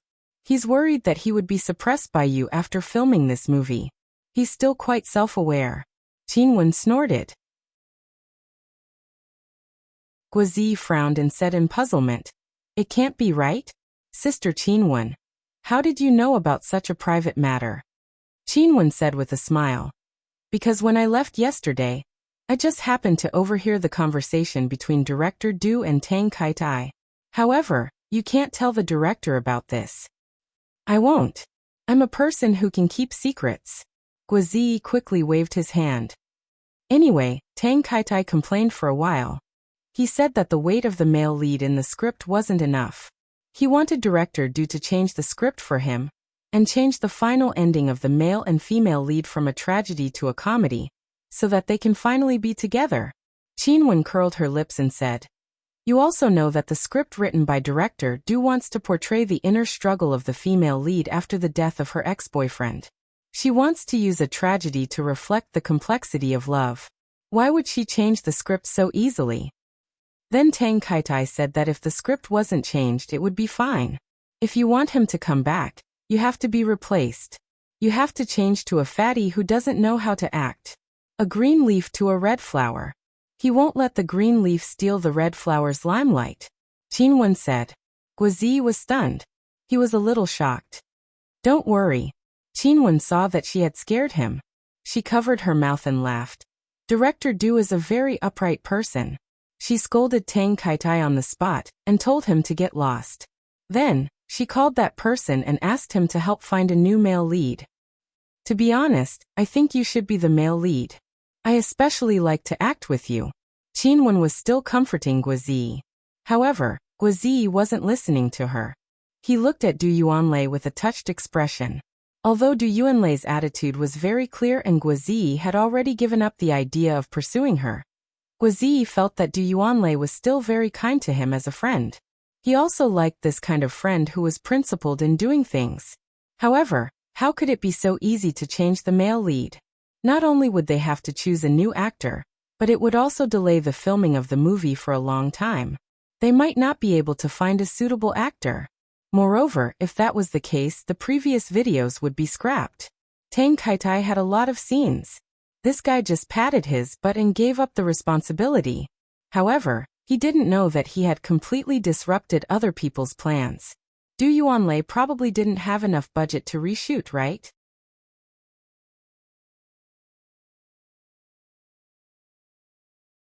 Chapter 289. Du Yuanlei did not let everyone wait for too long. In the afternoon, she announced the news of Tang Kaitai quitting the role of the male lead.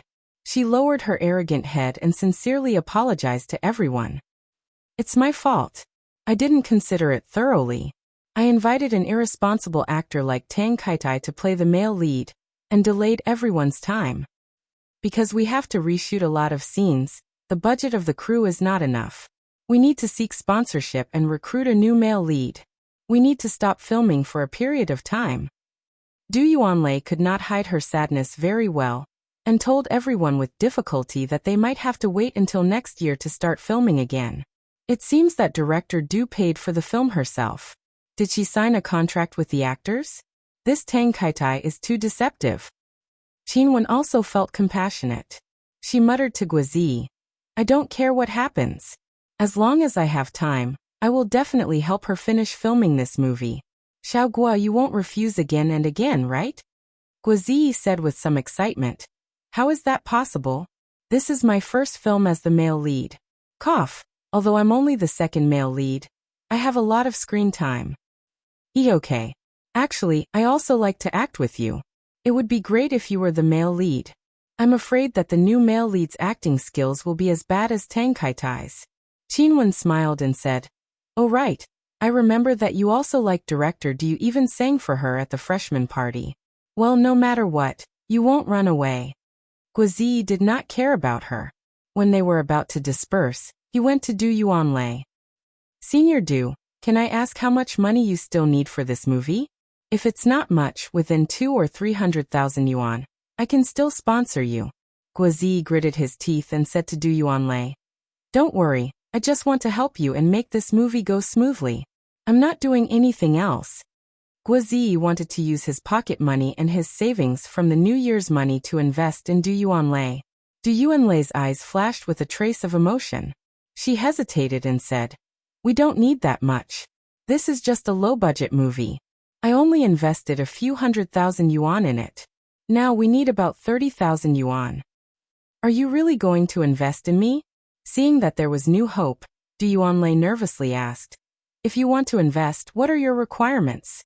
Although Guizi had just said that he simply wanted to help her, Du Yuanlei couldn't help but ask. In the entertainment industry, There were many cases where investors interfered with the director's filming. Guazzi smiled awkwardly and made a suggestion that could not be considered a request. Senior Du, it doesn't matter if you agree or not. I will still invest in you, but the decision is in your hands. What suggestion? Du Yuanlei calmed down. Actually, I also think that there is a conflict between the male lead and the second male lead. Guazzi said. Also, but Du Yuanlei didn't probe further. He said sincerely, the second male lead's image isn't any worse than the male lead's, so it's bound to give people the feeling that there's no distinction between the two. Du Yuanlei waited for him to finish before she frowned and said, but the real lead of my movie is Su Shishir. She's the biggest contradiction. That's right. Su Shishir's entanglement in love and her unswerving loyalty to the dead Guang is the theme that Senior Du wants to portray. But since we're talking about this, I have a small question. Isn't the theme expressed a little too heavy? Guazzi said. Guang is already dead, but Su Shishir still wants to be loyal to him. Although it looks good, it's very likely that people will criticize her and think that she's conveying inappropriate feudal ideas. Du Yuanlei felt that the script that she had painstakingly written was being criticized by Guazzi, and felt a little embarrassed. But after a while, Du Yuanlei sighed. You're right. If you look at it from the perspective of an ordinary audience, the problems that you've mentioned are real. My scriptwriter's ability is still terrible. I want to express everything that I want to, so there's no distinction between the main and the secondary. It doesn't matter. While the male lead hasn't been found yet, you should polish your script, Guazzi advised. I don't have any other inspiration. Perhaps I'm really not suitable to be a scriptwriter. I should just obediently act in a script written by someone else. Du Yuanlei sighed. Why don't I find an awesome person for you to consult? I'm not bragging about his ability to write stories, but he's one of a kind in the world. Guazzi bragged. Furthermore, he's also a scriptwriter. The last time I went to him, he was already a scriptwriter, and his writing was pretty good. Look for him and get some inspiration. Ah, there's such a person? Let's give it a try then. Du Yuanlei could only give it a try. The person that Guazzi bragged about as the one of a kind in the world was now holding the script that he had written, and came to the kindergarten to check it out. Ugly Duckling? Mr. Mu flipped open Yang Yi's script and read it with interest. Narrator. The countryside is so beautiful. In summer, the sunflowers are golden, and the rice seedlings are green. These narrations would naturally be read by Mr. Mu, Mr. Shin, or Mr. Kai. The children only needed to act and remember their lines. Mr. Mu read the story and dialogue in the script, and was gradually attracted to Ugly Duckling. Different from the original, Yang Yi's version had added a lot of dialogue. Through the discussions of other ducks and animals, Ugly Duckling's difficult situation was vividly reflected. Sigh, thank God. I'm so ugly now. Even hounds don't want to bite me. After reading Ugly Duckling's monologue, Mr. Mu couldn't help but feel sad for Ugly Duckling's plight. Although Yang Yi's dialogue was very simple, the plot was very heart-wrenching. Fortunately, Ugly Duckling eventually became a white swan, and all the repressed emotions were released. Mr. Mu couldn't help but exclaim, "Great!" Yang Yi couldn't help but smile. He was in a very good mood. This script is pretty good. The story is simple, and the principles are also very profound. It wants the children to know that as long as they have dreams and pursue them relentlessly, good things will definitely come. I think after the children perform, there's a high chance that they'll be able to get first place, Mr. Mu said to Yang Yi. Yang Yi nodded slightly. He didn't expose him. Actually, Ugly Duckling can become a swan because it was originally hatched from a swan's egg. Mr. Mu asked. Yang Shi's father, do you need to arrange a good role for Yang Shi? For example, Ugly Duckling who becomes a white swan. She is so beautiful. She's very suitable for the role of a white swan. Yang Yi was taken aback. He hadn't thought of going through the back door, but Mr. Mu had suggested it. He didn't want to do that, but his concern made him confused. For a moment, he wanted to agree because he also wanted Shi to perform in front of his parents. But wouldn't it be bad to go through the back door? Wouldn't it be a loss if he left a bad experience for Shi? Yang Yi hesitated, but he still shook his head firmly. No need. Let the children choose the roles they want. There's no need to deliberately arrange anything for Shishi.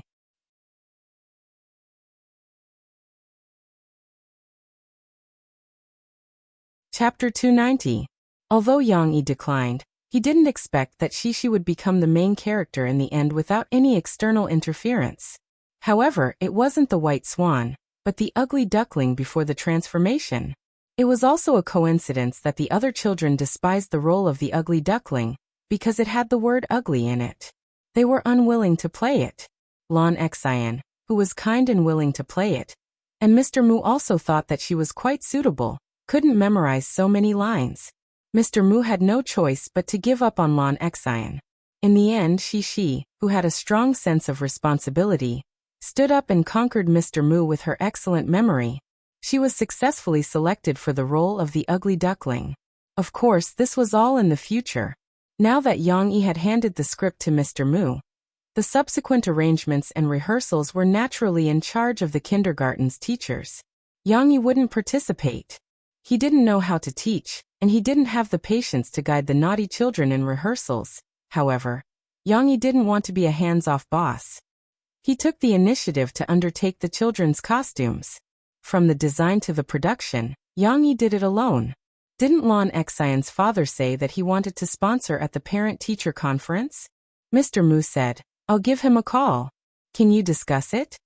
Yang Yi couldn't help laughing and said, "There's no need to trouble him with such a small matter, right? I can still afford the clothes." Lan Xiaokai had been very busy recently, and Yang Yi knew that. After his parent-teacher conference with Yang Yi, he went back and thought about it more and more. He found a professional consulting company to help him do a complete business survey to see the current development of internet companies. He also communicated with Yang Yi about this matter, and said that he wanted to test the water.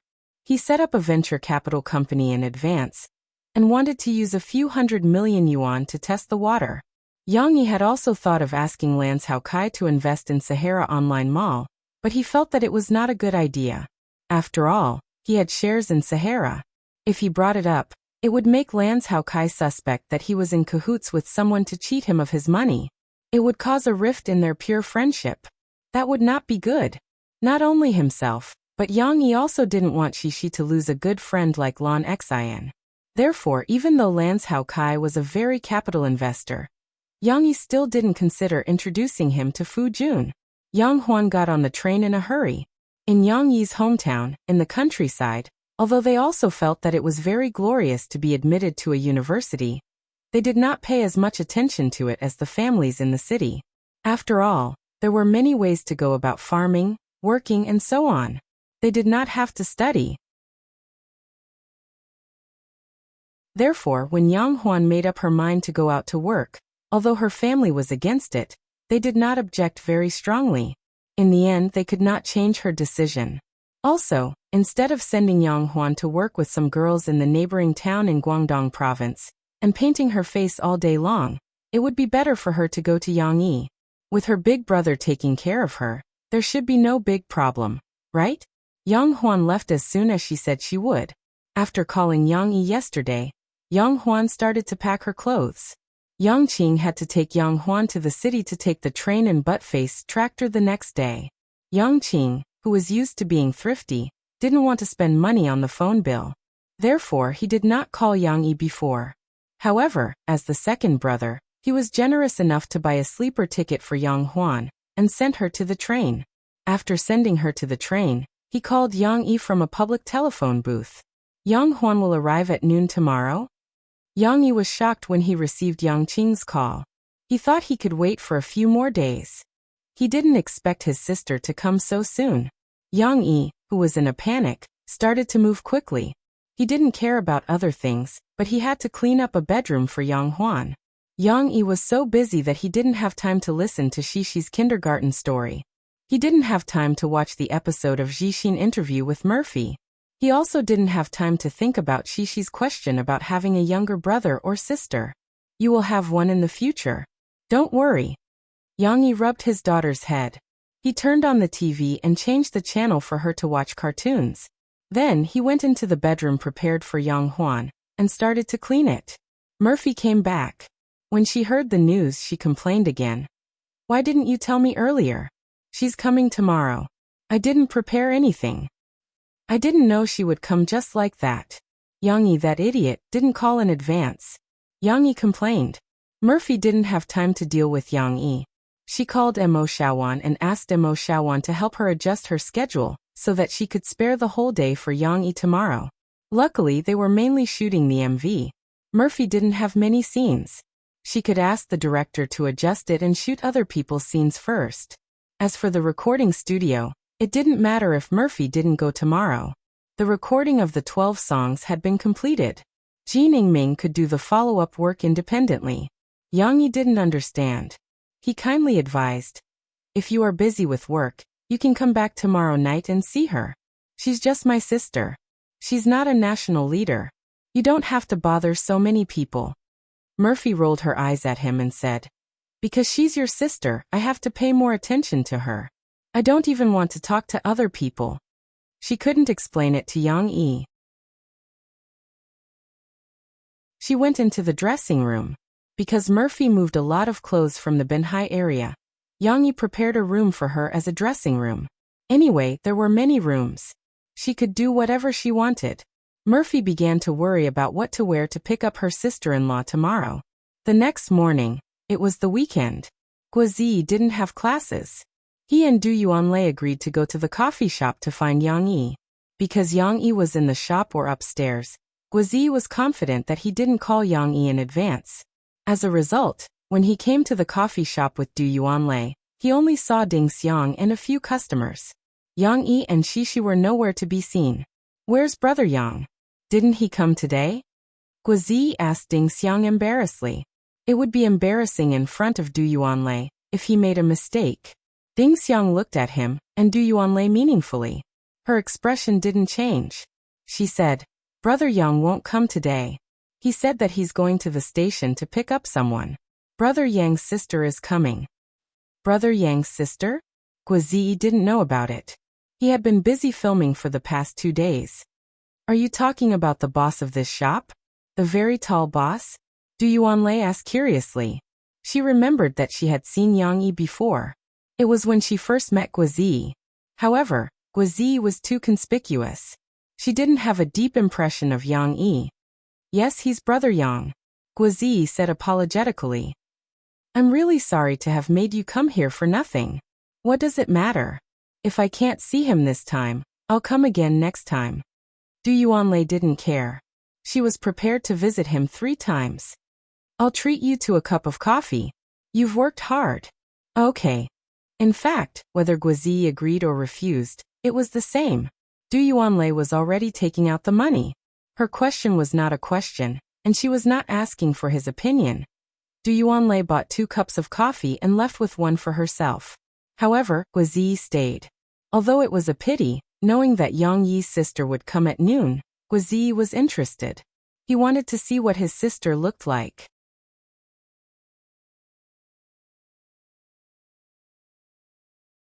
Chapter 291. "Mom, why isn't Auntie here yet?" Outside the Jiangqing railway station, across the busy street, Yang-yi's overlord was parked in the parking lot of the park. Shishi and Murphy were sitting inside. The little girl was restless. She stood on the seat and looked out of the window, asking questions from time to time. Soon.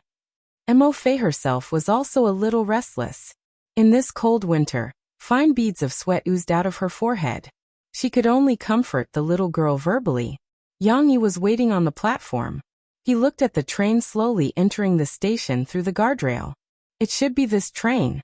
Yang-yi was still a little nervous, but when he saw the car coming, he suddenly calmed down. There was no fluctuation in his heart. Just like in his previous life, his performance was much better than usual. As the passengers alighted from the train, the platform became noisy. Yang-yi stood there quietly, as if he was isolated from the world. He was the only calm scenery on the platform, but he still looked at the passing crowd. "Big brother!" A joyful cry pierced through the noisy crowd and drilled into Yang-yi's ears. A few men were pushed aside, and a girl with a big braid wearing a thick cotton-padded coat and carrying a snakeskin bag entered Yang-yi's sight. She was full of heroic spirit, pretty and bright, and her face was full of surprise. She waved her hand vigorously at Yang Yi. Indeed, the taller one was the bigger the target. No matter how sharp Yang Yi's eyes were, Yang Huan noticed him earlier than him. Yang Yi smiled and waved at his sister. He went up and took Yang Huan's luggage. The big snakeskin bag was heavy. Luckily, it was Yang Huan. Other girls probably couldn't carry it. Brother. Yang Huan jumped around in front of Yang Yi. She was almost 1.7 meters tall, but she was still as naughty as before. Second brother didn't want to call you in advance. I was so worried when I got on the train. I was afraid that you wouldn't come to pick me up. Why would I? Yang Yi smiled and rubbed Yang Huan's head. It was the same action as he remembered. However, Yang Huan's braided hair was not as comfortable as Shishi's. I'll buy you a cell phone later. You can call me anytime. Really? Brother, you're so nice. Yang Huan was surprised and said excitedly, I've been wanting a cell phone for a long time. I study in the county and many of my classmates have one. But I didn't dare to ask second brother for one. He didn't even buy one for himself. Yang Yi sighed in his heart. He said gently, It's okay. You'll have one. You, Qing, and Mom and Dad. Yang Yi led her out of the station. As he walked, he said, Didn't I tell you that you don't have to bring too many things with you? You even brought a woven bag. I didn't want to bring one either. But Mom was worried that you wouldn't be able to eat or sleep well outside, so she asked me to bring you a bunch of local products. Onqing's Maojian, Gastrodia elata, a few bags of dried tofu, a bag of fragrant lotus root. Yang Huan counted with her fingers. She really sounded like Yang Huan's mother. Yang Yi was touched, but he didn't know what to say. He just walked in silence. When they were about to walk out of the station, Yang Yi suddenly said to Yang Huan, Huan, I have something to tell you today. You have to be prepared. Are you surprised? Yang Huan jumped around Yang Yi happily. She even walked in front of Yang Yi and walked backwards. Look, there are steps. Don't fall. Yang Yi didn't know whether to laugh or cry. He pulled her and said vaguely, You'll know when you see it later. You'll definitely be surprised, but you'll have to judge whether you're happy or not. After crossing the road, they arrived at the place where Tyrannical Wolf was parked. Yang Yi opened the trunk and put Yang Huan's luggage inside. Yang Huan stared at the car, dumbfounded. She could tell that it was expensive just by looking at its appearance. She exclaimed, Brother, you bought a car? Seeing Yang Yi nod, she wasn't suspicious but surprised. Wow. Brother, you're amazing. You even have a car. No wonder you told me it was a surprise. That's not what I meant. Get in the car first. Yang Yi opened the door of the front passenger seat and let Yang Huan get in. Yang Huan was still a little nervous when she got in the car. She carefully stepped on the mattress and climbed up using the leather seat. She was in an awkward position, but she was worried that she would dirty her brother's car. Just as she climbed up and sat down on the seat, before she could adjust her position and close the door, she looked up and saw two pairs of eyes, one big and one small, looking at her from the back seat. Sorry. Yang Huan was shocked. She apologized and shouted, Brother, we got in the wrong car. This isn't your car. Yang Yi got up from the driver's seat. He closed the door and said, What nonsense are you talking about? Close the door first. Are you Auntie? Shishi's anticipation overcame her fear of strangers. She whispered to the woman in front of her. Auntie. Yang Huan was dumbfounded. She had forgotten to close the door. Hello, I'm Murphy. Murphy also reacted. She said awkwardly, It's our first time meeting. Nice to meet you. In her hurry, she had forgotten to introduce herself. Yang Yi reached out to help Yang Huan close the door. Then he looked at Yang Huan and said, This is what I wanted to tell you. Let me introduce you. This is Murphy, my girlfriend and future wife. You can call her sister-in-law. This is Shishi, my daughter and your niece. It was indeed a big surprise. Yang Huan was still in a state of shock. She had yet to close her mouth due to shock. It wasn't a big deal to suddenly have a sister-in-law. Although Murphy was so beautiful that Yang Huan couldn't help but feel ashamed, having a niece was a big deal. Yang Huan and Shishi looked at each other. The girl was also sizing her up. Young Huan lost her composure. This niece seemed to be 4 or 5 years old. Young Huan swallowed and looked at Yang Yi. Your niece? Of course. Yang Yi smiled. There's a complicated story behind this. I'll tell you about it when we get back. Fortunately, Yang Huan wasn't a complicated person. There was nothing to think about. Since her brother said so, then so be it. Besides, she had a niece and a beautiful sister-in-law. Young Huan felt that she should be happy. Sorry, I was a bit surprised. Young Huan calmed down and shook Murphy's hand with a smile. She said sweetly, Nice to meet you, sister-in-law. Seeing Yang Huan's kindness, Murphy was relieved. She smiled and nodded at Yang Huan. Nice to meet you, Yang Huan. Me too. Me too. She said unhappily. She pouted and said, I've been waiting for Auntie for so many days. The little girl was like a very good lubricant, immediately easing the somewhat awkward atmosphere by quite a bit. Yang Huan immediately fell in love with the cute girl. She reached out her hand with a smile. How could I forget you? What's your name again? I'm Shishi. Auntie, what's your name? Shishi took Yang Huan's hand happily. Shishi. That's a nice name. I'm Yang Huan. Of course, you can call me Auntie too. Yang Huan said happily. She really felt that the new identity of Auntie was good.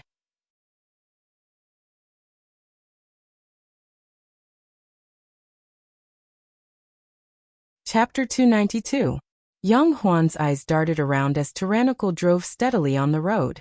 From time to time, she would steal a few glances at Murphy through the rearview mirror. Murphy, who was as beautiful as a fairy, gave her a sense of unreality. How could such a legendary beauty be associated with her brother? Just like the phoenix perching on the phoenix tree. How could there be a phoenix in the remote mountain village of their hometown?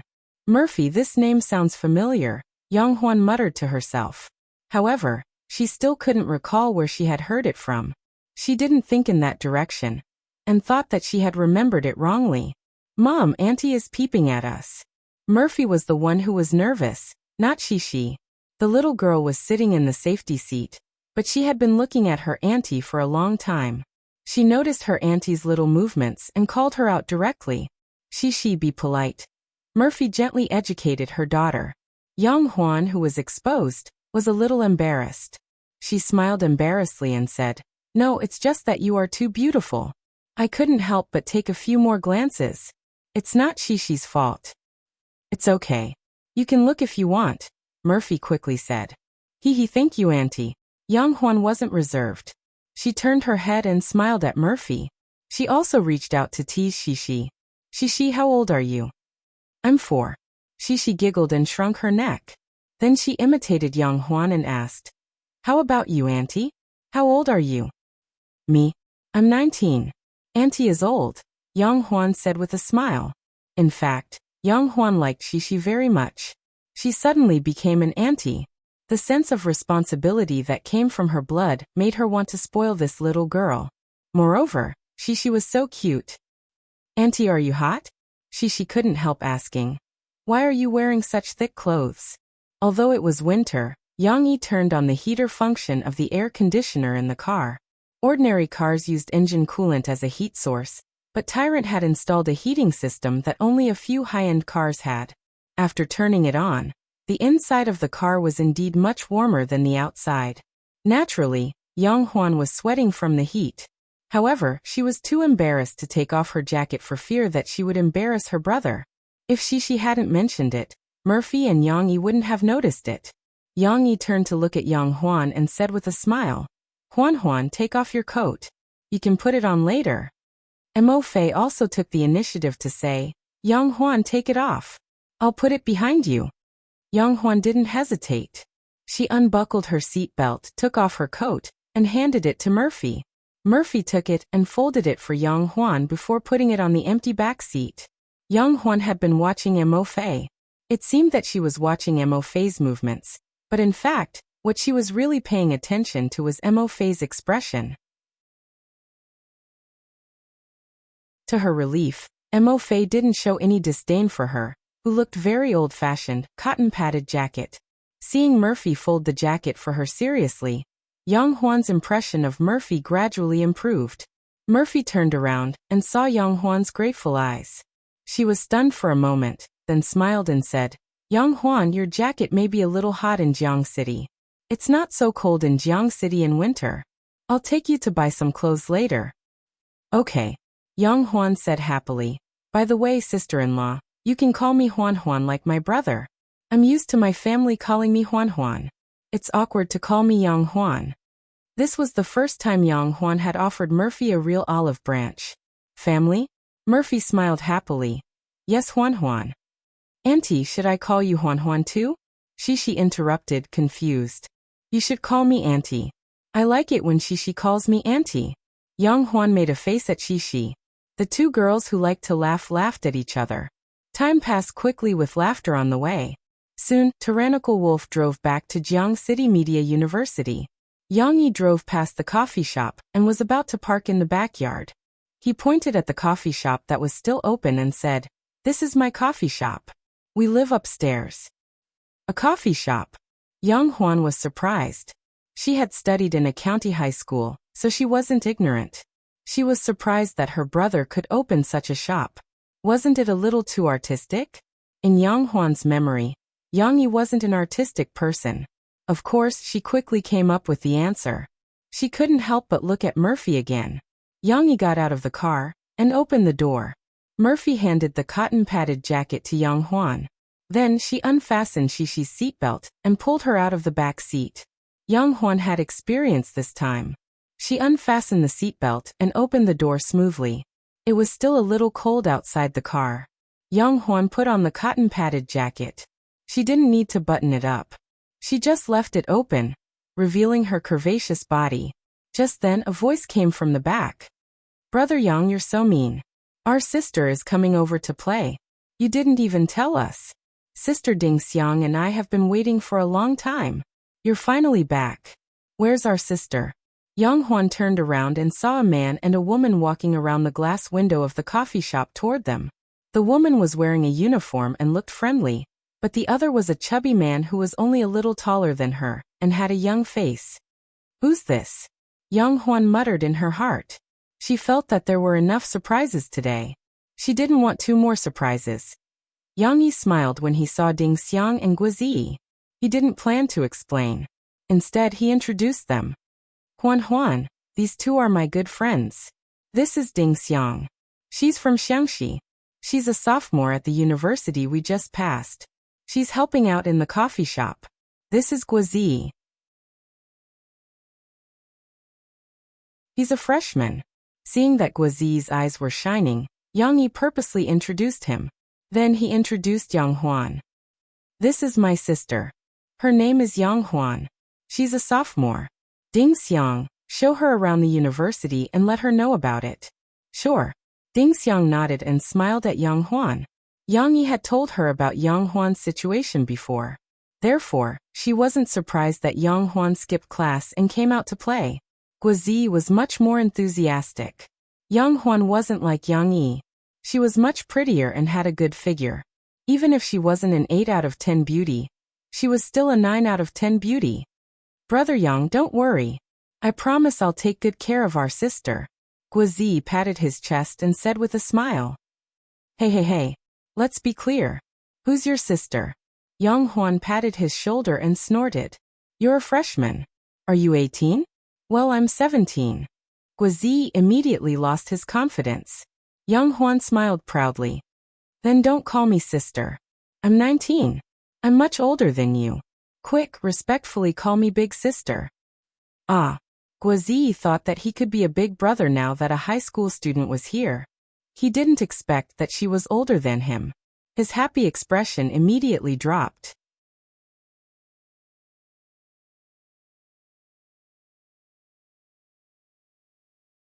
Chapter 293.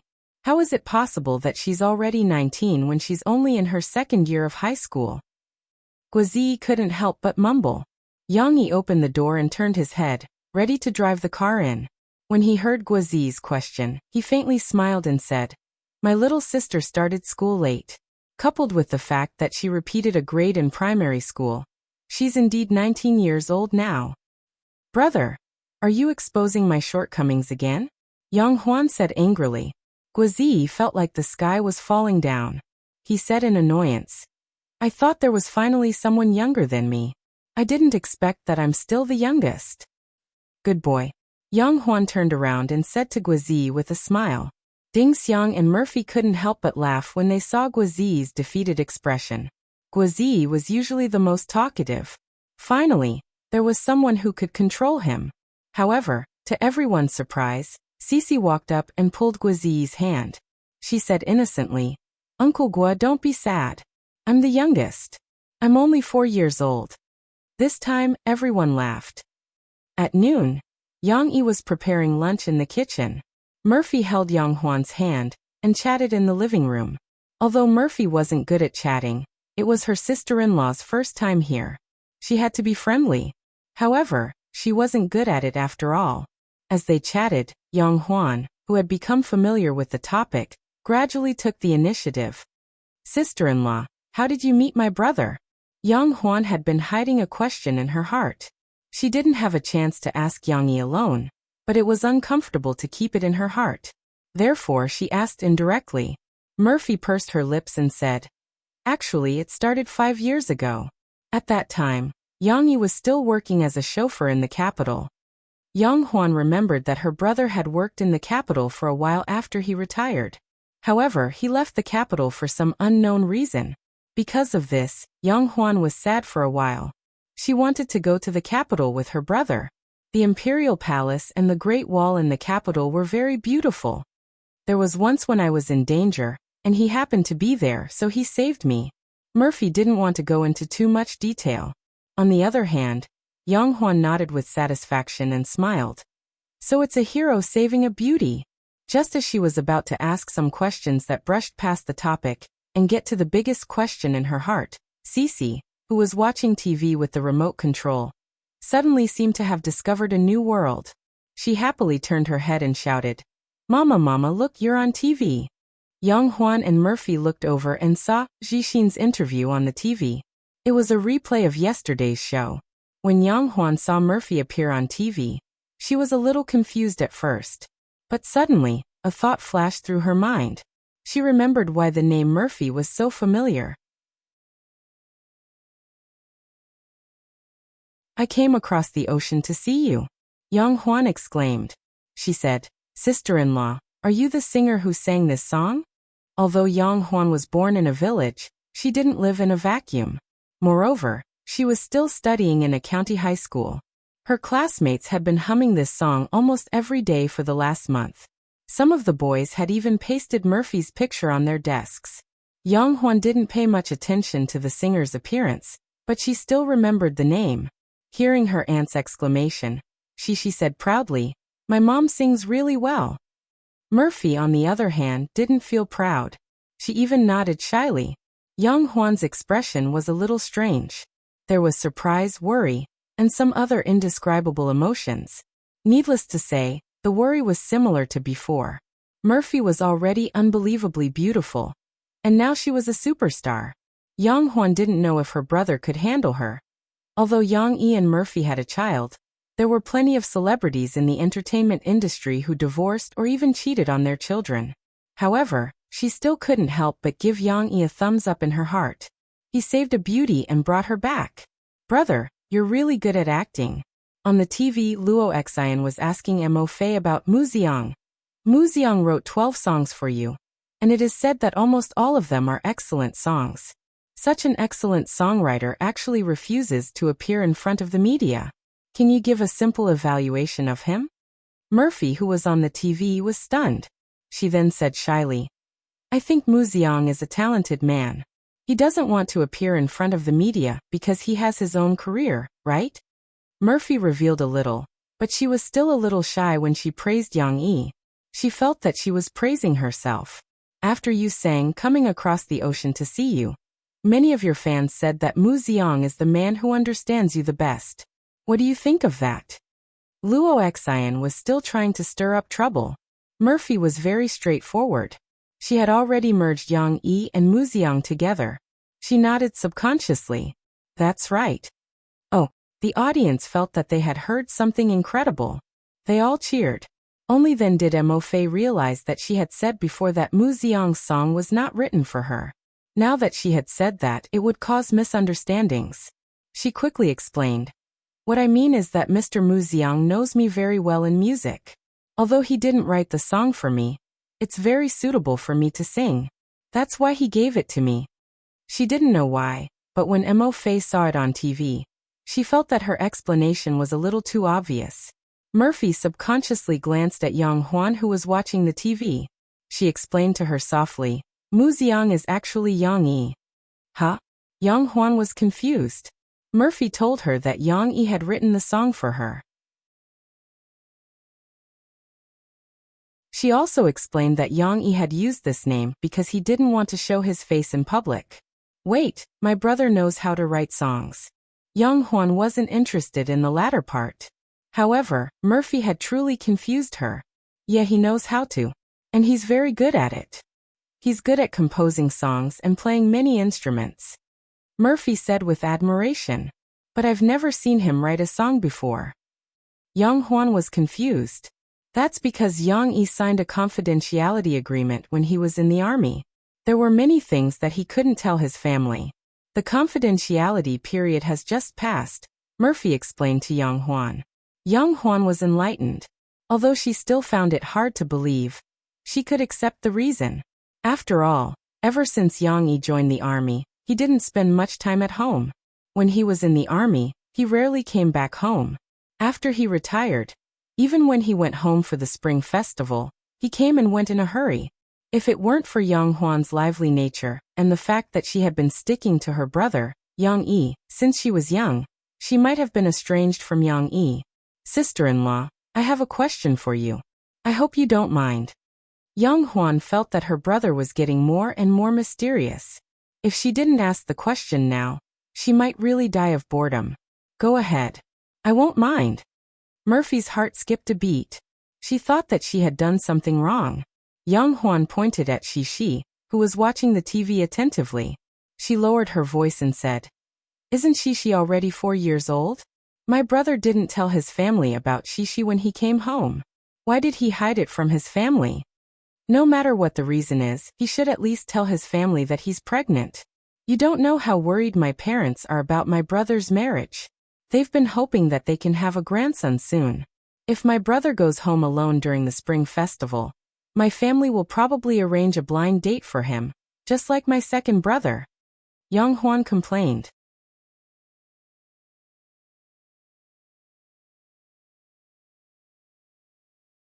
Chapter 294. Hearing Yang Huan's question, Murphy could not help but feel nervous.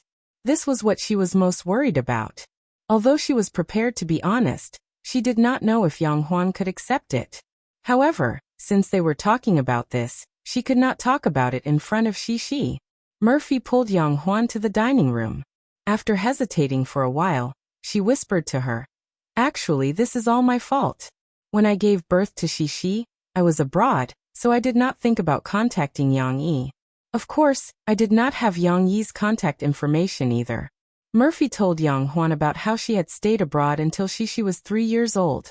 Then, she told her about how she met Yang Yi again after she came back, and how they gradually developed their current relationship. Murphy bit her lower lip and looked at Yang Huan. So all these years, Yang Yi did not deliberately hide it from you. It was because he did not know that he had a child. So don't blame him. If you want to blame someone, blame me. What nonsense are you talking about? How could I blame you?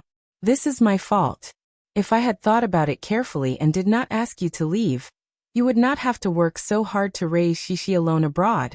Yang Yi had just come out with 2 plates of cooked dishes. When he heard what Murphy said, he immediately disagreed. How could you let a woman take the blame for something like this? Wait, brother, sister-in-law. How did you two get together back then?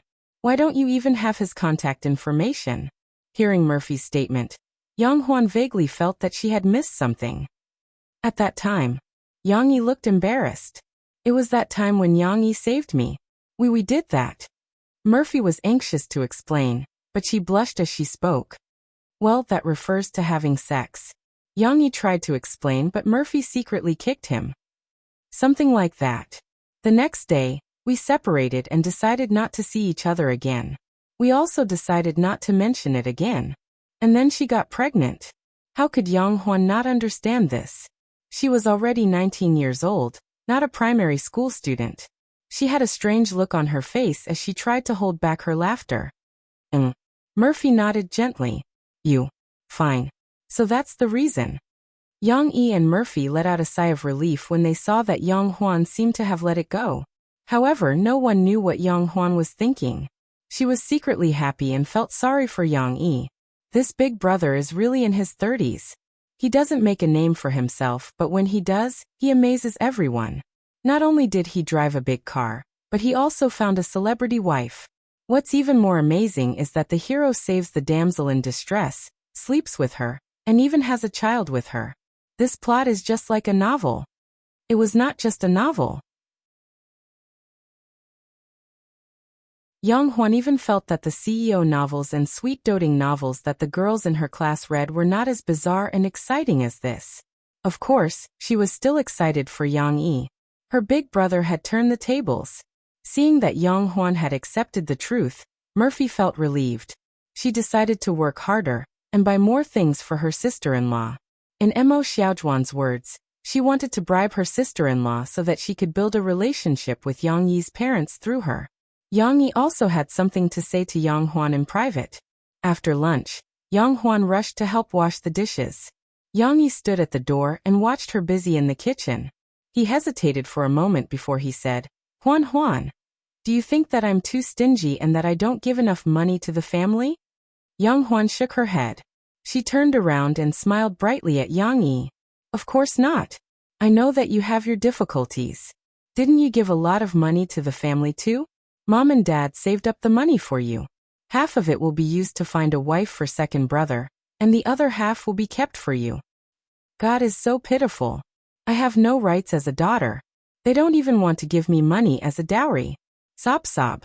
Yang Huan pretended to be pitiful and rubbed his eyes from afar.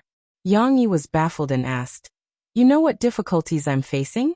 You don't have to leave the money for me. Spend it all. The house needs to be renovated. I'll send more money home in the future. Of course you have a share. Big brother. We're a family. Don't be so courteous. Yang Huan turned around and looked outside.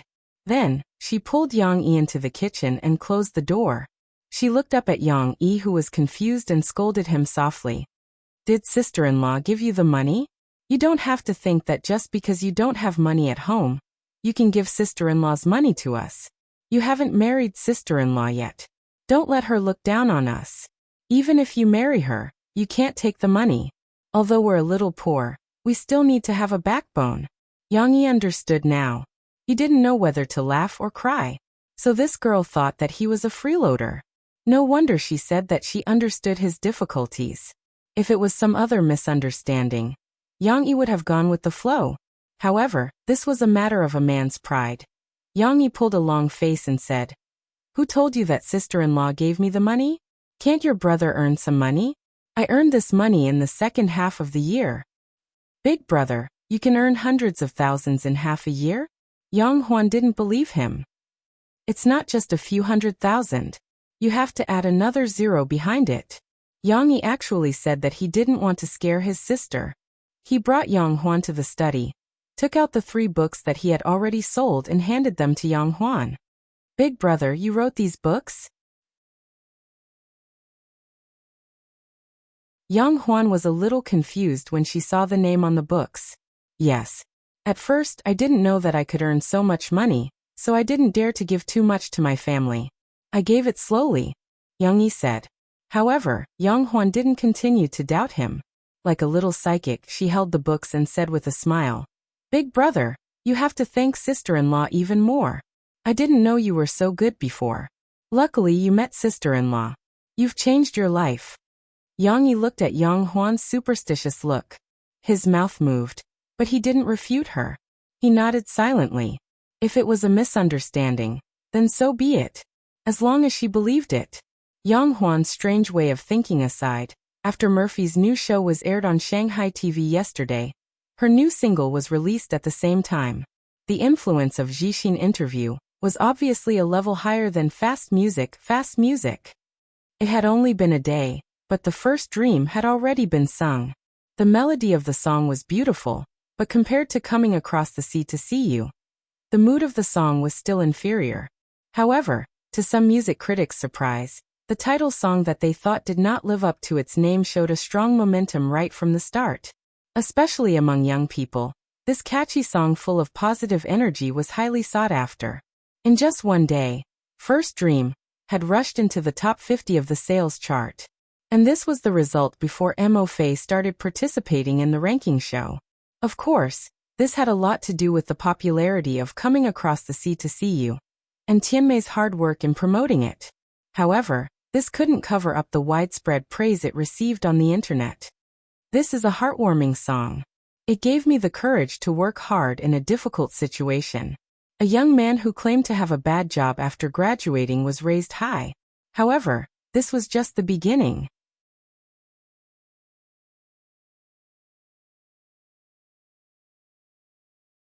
Chapter 295. Murphy was still too busy to take her sister-in-law shopping. She received a call from her company and an invitation from Shanghai TV station. She had to go back to the company the next day, and then she would leave for Shanghai in the afternoon to attend the recording of the Music Power ranking on Monday. However, before she left, she pulled Yang Huan into the room and whispered for a long time. She asked for Yang Huan's measurements and other private data. She was going to ask Mo Shaowan to pick out some clothes for her when she arrived in Shanghai. Yang Yi drove Yang Huan and Shishi around the neighborhood in the morning to familiarize her with the surroundings. In the afternoon, they stayed in the warm coffee shop because they had an appointment with Guazi. Since they had nothing to do, Yang Yi took the cat nail scissors and cut the cat's nails one by one. Yang Yi didn't notice that their nails had grown. It was only when Yang Yi was playing with them yesterday that he realized that he was going to cut the cat's nails. Shishi originally wanted to play with her auntie, but she was worried that the cat's nails would be cut by their father, so she stood aside and watched nervously. Yang Yi was now trimming Little Gray's fingernails. The evil shadow had already been dealt with. It was now walking unsteadily, trying its best to adapt to the state after trimming its fingernails. Little Gray wanted to escape when it saw that the situation was not good, but in the end, it was caught by the poop picker. Yang Yi clamped Little Gray between his legs. Unable to struggle free, Little Gray's face was filled with panic and fear as it meowed and begged for mercy. Cece, who was standing at the side, watched as her father pulled up one of Little Gray's claws and gently pressed it with his thumb and index finger, fully exposing Little Gray's nails. The little girl worriedly said, "Papa, can you not use too much strength?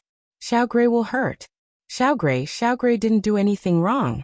Yang Yi turned to look at the sad little girl and said with a smile, "Daddy is cutting its nails, not punishing it."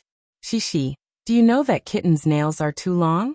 It's also a kind of harm to themselves. For example, when they play, their nails will get stuck on the curtains or the carpet. It's very dangerous. Shishi nodded in confusion. All right then. Be careful, Papa. Little Gray will hurt. In fact, just like humans, as long as you control the length of your nails, you won't hurt them. If one looked closely, the cat's nails were divided into two parts. One part was white, and the other part was connected to the body. It was pink, and there were many nerves and blood vessels in it. Therefore, if one were to cut it, they could only cut off the white part. While Yang Yi and Shishi were cutting the nails of the kittens, Yang Huan, who was not very interested in cats, chatted with Ding Xiang. Of course, she didn't want to disturb Ding Xiang's work. When there were guests, she didn't stay idle. She helped Ding Xiang wash the cups, record the bill, and do other things that she could. Sister Ding Xiang, I didn't know your family was like this. Compared to you, our family is much happier. Although we are very poor, at least we have parents, Yang Huan said with emotion. Under Yang Huan's relentless questioning, Ding Xiang couldn't resist and told her family background. She didn't tell Yang Yi in detail. Only Guazi knew a little about it. Then I have to ask my brother to give you a higher salary. You see, he's now a hands-off boss. He's letting you do everything. Yang Huan defended Ding Xiang. Don't Huan. It's not like that. Brother Yang has already taken good care of me. I don't have to attend classes or exams. Brother Yang also gives me a high salary, Ding Xiang explained quickly. How much? Yang Huan was curious. Ding Xiang blushed and told her the specific number shyly. So much. Yang Huan was surprised, but she didn't think that Ding Xiang was not worth it. She said with a smile, Sister Ding Xiang, teach me how to make coffee. I found that working in my brother's shop is much more cost-effective than working outside. My classmates only earn 2,000 to 3,000 yuan a month. But don't worry, I won't steal your job. Yang Huan was worried that Ding Xiang would think too much. She took Ding Xiang's hand and murmured, My brother is so nice. He will definitely be willing to hire us to work together. Guozi came with his director, Senior Du. Maybe it was because Guozi had told Du Yuanlei about Yang Yi's great achievements, but she still acted respectfully and handed her script to Yang Yi with both hands. Let me take a look at your script first. Yang Yi smiled at Du Yuanlei and said, But I have a question that I want to confirm with you in advance. Do you want me to modify your script based on the original? Or do you want me to use your ideas to rewrite the story? Du Yuanlei was more inclined to the former. After all, it was her own work. But after this period of shooting, she began to lose confidence in her script little by little. So she gritted her teeth and said, Both are fine. Ms. Yang, please give us the best suggestion after you read the script. Wait a minute. Yang Yi asked her to sit opposite him, and began to read her script. At this time, Yang Huan came over with a cup of coffee and handed it to Du Yuanlei. She smiled and said, Please enjoy. Where is mine? Guozi shouted. Yang Huan rolled her eyes. I'm not serving you. If you want to drink, go get it yourself. Guozi followed her helplessly. Yang Yi's sister, you can't take revenge on him. Isn't it just calling you little sister? Guozi couldn't bring himself to call a girl who was only in her second year of high school sister. So he had been skirting the line. Humph. Yang Huan ignored him and walked to Ding Xiang, swaying her ponytail. Yang Huan had already untied her big braid. In fact, it was Yang Huan's mother who had tied it for her. In Yang Huan's mother's opinion, a girl with such a hairstyle looked more dignified and beautiful. However, Yang Huan had experienced the strange looks of others along the way, so she knew that people outside had different aesthetic standards. So after chatting with Murphy for a while yesterday, she changed her hairstyle under Murphy's persuasion. Murphy also wanted to take her to get a perm and hair treatment, but Yang Huan couldn't accept it for the time being. Ding Xiang saw Guozi coming over and serving him coffee. Guozi immediately flattered her happily. Sister Ding Xiang is the best. Yang Yi's sister. Guozi didn't go back. He didn't feel comfortable sitting with Du Yuanlei, so he decided to play here. After taking a sip of coffee, he said awkwardly. What? Yang Huan said unhappily. Let me tell you, an innocent girl like you who just came out of the village doesn't know the evils of the world. If you meet those smooth-talking men, you'll be at a disadvantage, Guozi said, shaking his head. Actually, he wanted to say, why don't you call me brother, and I'll impart some of my experience to you. However, Yang Huan didn't plan to play by the rules. She chuckled. What kind of disadvantage? It's just that some people think that you're easy to fool, so they come to you and cheat you of your feelings. Guozi was caught off guard. Fortunately, he was quick-witted enough to cover it up. Yang Huan walked out from the bar and smiled brightly at Guozi. Come, show me what they'll do.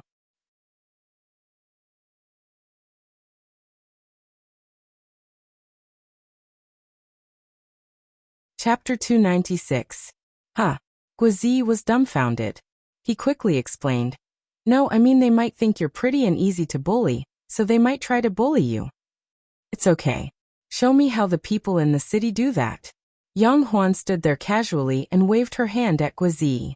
She saw the commotion, so she left Xiao Guai and the rest behind and ran over to watch. Is this a good idea? There's a kid here, Guozi said as if he saw his savior. It's okay. She can also learn. Otherwise, what if she gets bullied in the future? Yang Huan smiled at Xi. Right? Xi? The little girl did not care whether it was right or not. She thought it was fun, so she giggled and said yes. Look. Yang Huan waved her hand. Ding Xiang felt something was wrong, but she was too embarrassed to say anything. However, Guozi was still hesitant. He was not the kind of person who liked to bully girls. He was just flirting with women. Are you still a man? Make it quick. Yang Huan goaded him. How could he tolerate that? Guozi clenched his teeth and walked behind Yang Huan. Yang Huan did not turn around. She pretended to be wooden and let Guozi do whatever he wanted. That's how it works. They will pretend to be your good friends and come up to you to hug and take advantage of you. Guozi mumbled as he reached out to put his hand on Yang Huan's shoulder. Guozi swore that he was being a gentleman. He only touched Yang Huan's clothes with his palm. Yang Huan did have a great figure from the back. However, before he could finish his sentence, Yang Huan grabbed his hand. Before he could feel the softness of Yang Huan's hand, his leg was swept away by Yang Huan. He lost his balance and turned around uncontrollably. When he came back to his senses, Yang Huan had already pinned him to the ground like a criminal. His arms were locked behind his back. Guozi's mind was still a little slow as he called out. However, bang! A fist the size of a persimmon smashed down and landed on the floor beside him. The wooden floor was smashed with a dull sound. At that time, the fist was less than a centimeter away from Guozi's face. If there had been a BGM, it would have been complete silence. Then a cold electronic voice rang out. It was _at_this_ moment he_knew, he_fucked_up. At that moment, he knew he was done for. Spare my life, heroine. Guozi finally remembered that Yang Yi was so good at fighting. How could his sister be a weak woman who could be bullied? He turned his head as he begged for mercy in a trembling voice. However, on the other side, he couldn't raise his head to look at Yang Huan. He just happened to see Shishi squatting down and looking at him curiously. Guozi wished he could find a hole to crawl into. How embarrassing. Call me Sister Huan and I'll let you go, Yang Huan said proudly. Sister Huan. Guozi accepted his fate. Yang Yi let go of him and patted the dust off him. Actually, she didn't do that because Yang Yi and Ding Xiang were very hygienic. Little Gua, Sister Huan will take care of you in the future, Yang Huan said with a smile. It was the first time she had a follower. In the past, Yang Huan was disciplined by her father at home and always behaved like a good girl. She didn't dare to cause trouble at school. Now that she came to Yang Yi's place and Yang Yi didn't take care of her, Sister Huan was free to do whatever she wanted.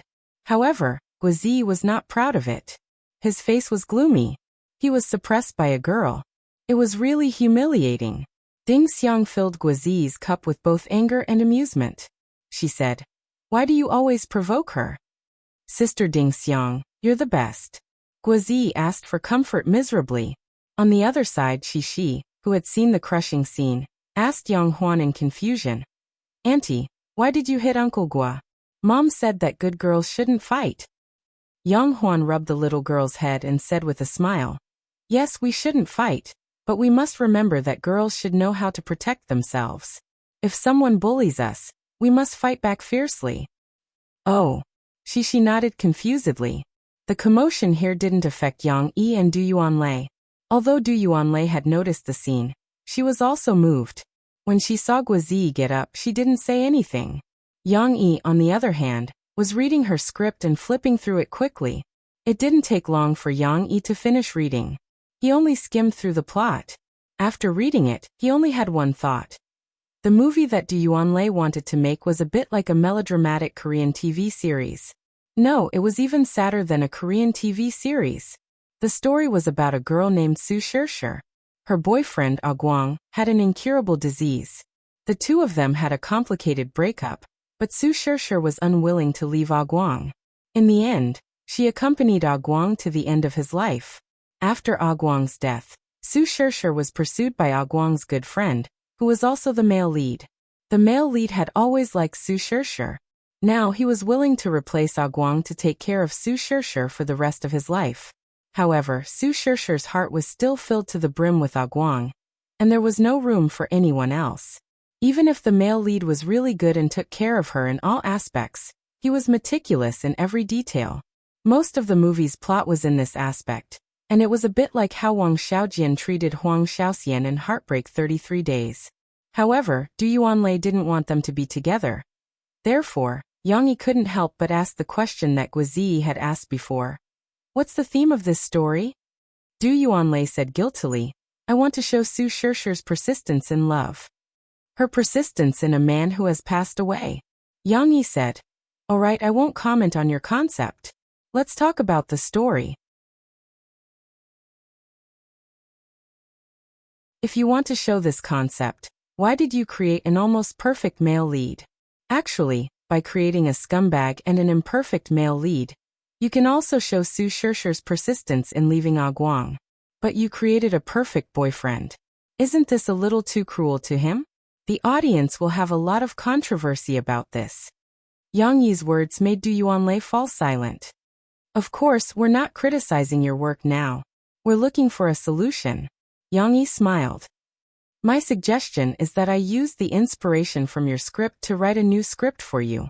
However, it might be different from the movie you've imagined. I'm more willing to call it a micro-movie. But it doesn't matter. You're still shooting your first movie. Why don't you shoot this as a practice? I can invest in it since it's just in time for my promotional plans. Yang Yi enticed. What do you think? Are you willing to listen to my story? Du Yuanlei opened her mouth, but no words came out. Her scriptwriting ability had been hit so hard that she couldn't raise her head. Although she could change the male lead setting according to what Yang Yi said before. It's not that her script can't be filmed. However, it would shake the entire plot, and she would have to rewrite it. She didn't have that much confidence. Tell me your story. Du Yuanlei calmed down, and decided to listen to Yang Yi's story before making a final decision.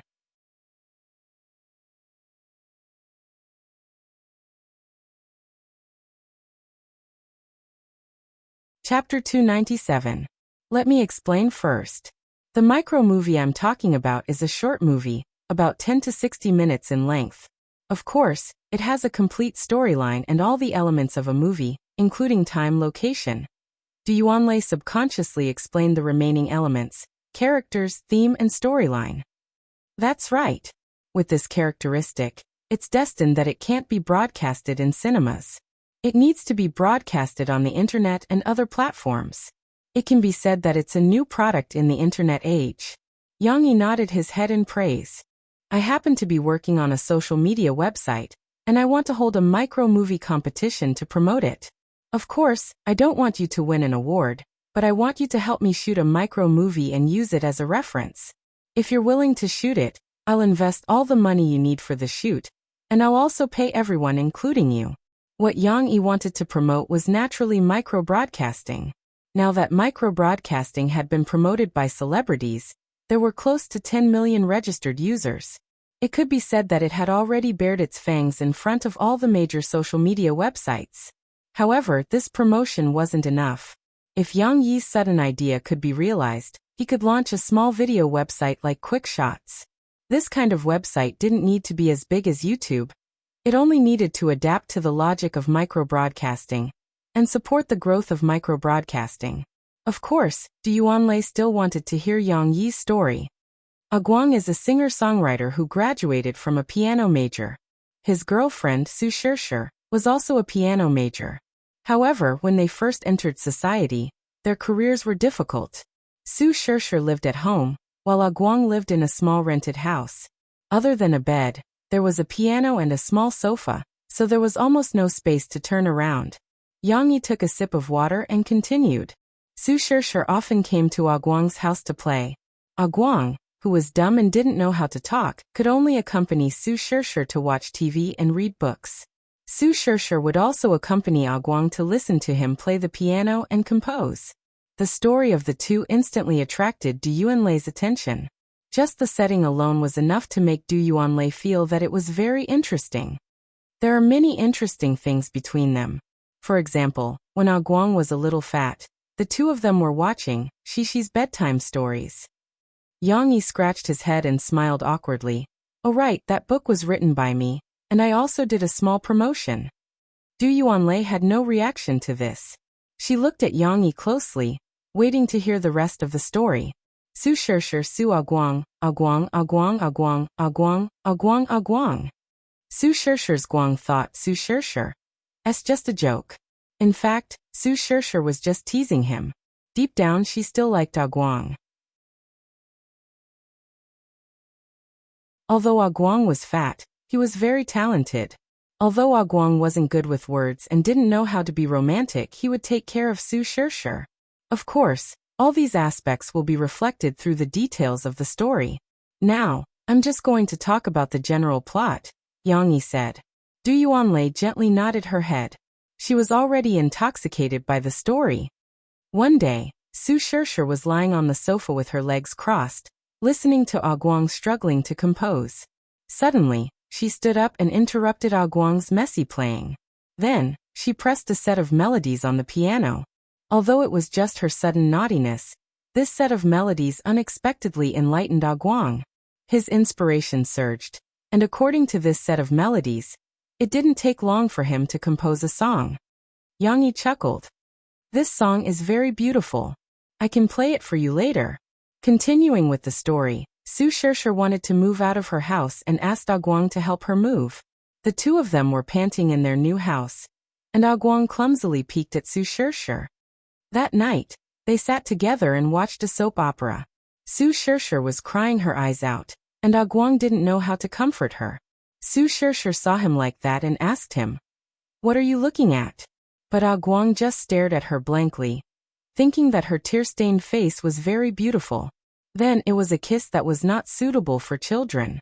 But when they parted their lips, they realized that their lips were red as if they had smeared blood on them. Su Shirshir thought that Aguang was angry because of a kiss, so she wiped his nose and giggled.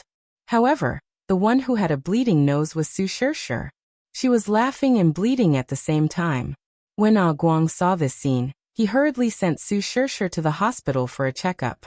Du Yuanlei clenched her fists nervously. Aguang was nervous and flustered, but Su Shirshir was very calm. She even teased Aguang and giggled, telling him that she was fine. However, the test results came out. It was leukemia. Why is it Su Shirshir? Du Yuanlei's eyes turned red as she asked sadly. She didn't know what memories Yang Yi's story had triggered in her, or perhaps, Du Yuanlei had already put herself in Su Shirshir's shoes. Facing Du Yuanlei's doubts, Yang Yi helplessly explained, "It's just a part of the story. Aguang still needs to perform. Moreover, when a female character is sick, it's more infectious." This explanation wasn't convincing enough, but Du Yuanlei still adjusted herself. After all, she was a professional director. "I'm sorry. I lost my composure. Please continue." Yang Yi finished the rest of the story.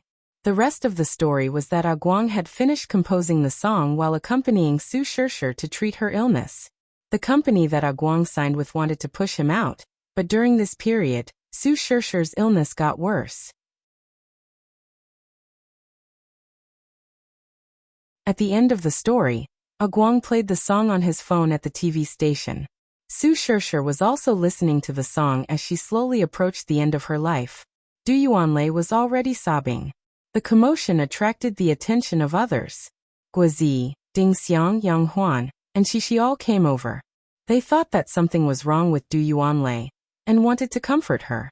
"No, I'm fine. I'm just touched by Mr. Yang's story. It's much better than mine." Du Yuanlei wiped her tears and smiled embarrassedly. "But Mr. Yang, I have a question. Why didn't you write that Su Shirshir didn't want to be a burden to Aguang, and wanted to break up with him?" Du Yuanlei was really obsessed with this melodramatic sadomasochistic love story. Yang Yi helplessly smiled and said, "Not all stories are suitable for such a plot.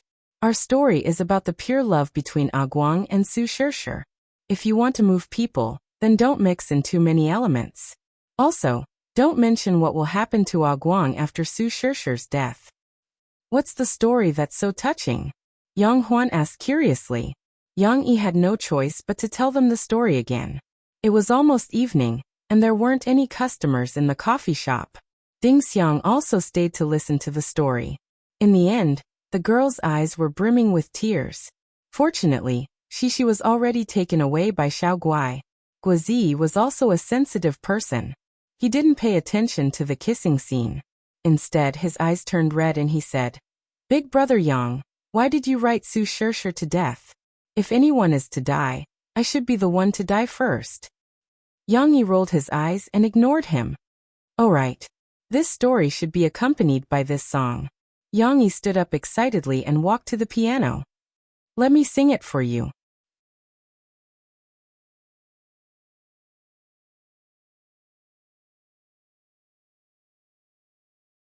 Chapter 298. That's right. There's a song too. When they were listening to Yang Yi's story, they were so engrossed in the sad ending of Su Shirshir and Ah Guang that they forgot about the song. Yang Yi sat in front of the piano while the others surrounded Yang Yi. Du Yuanlei and Guozi stood on either side of him while Yang Huan and her sister Ding Xiang stood in the middle, hand in hand. It was Yang Huan's first time seeing Yang Yi play the piano. She thought of what Murphy said yesterday, and became even more excited. She wanted to know how good her big brother was. Papa is going to play the piano again.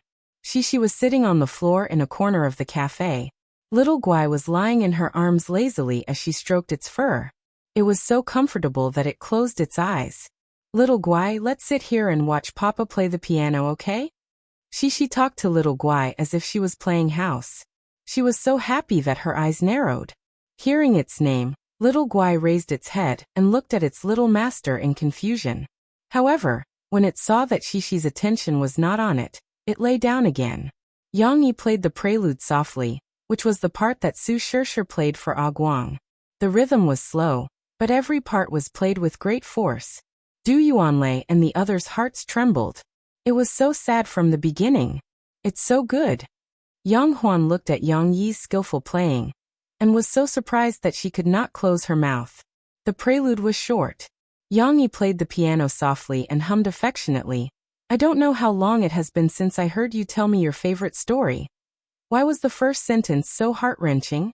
Although it was nice to hear, Du Yuanlei couldn't help but tear up when she thought of the story Yang Yi had just told her, and Su Shirshir who was lying on the hospital bed and gradually letting go of her hand. Maybe you won't understand, but ever since you said you loved me, my sky and the stars have lit up. The lyrics were beautiful, but the story was too sad. Yang Yi succeeded in making Ding Xiang cry. Guozi wasn't any better. Although the little fatty didn't cry like a girl, his eyes were also red as he handed tissues to Ding Xiang and the others. You have to believe that we'll be like those fairy tales where happiness and happiness are our endings. We'll write our endings together. Yang Huan did not care how well her brother sang the last line. She could not help but feel sad for Su Shirshir's condition in the story. Brother, why don't you write that Su Shirshir's leukemia has been cured?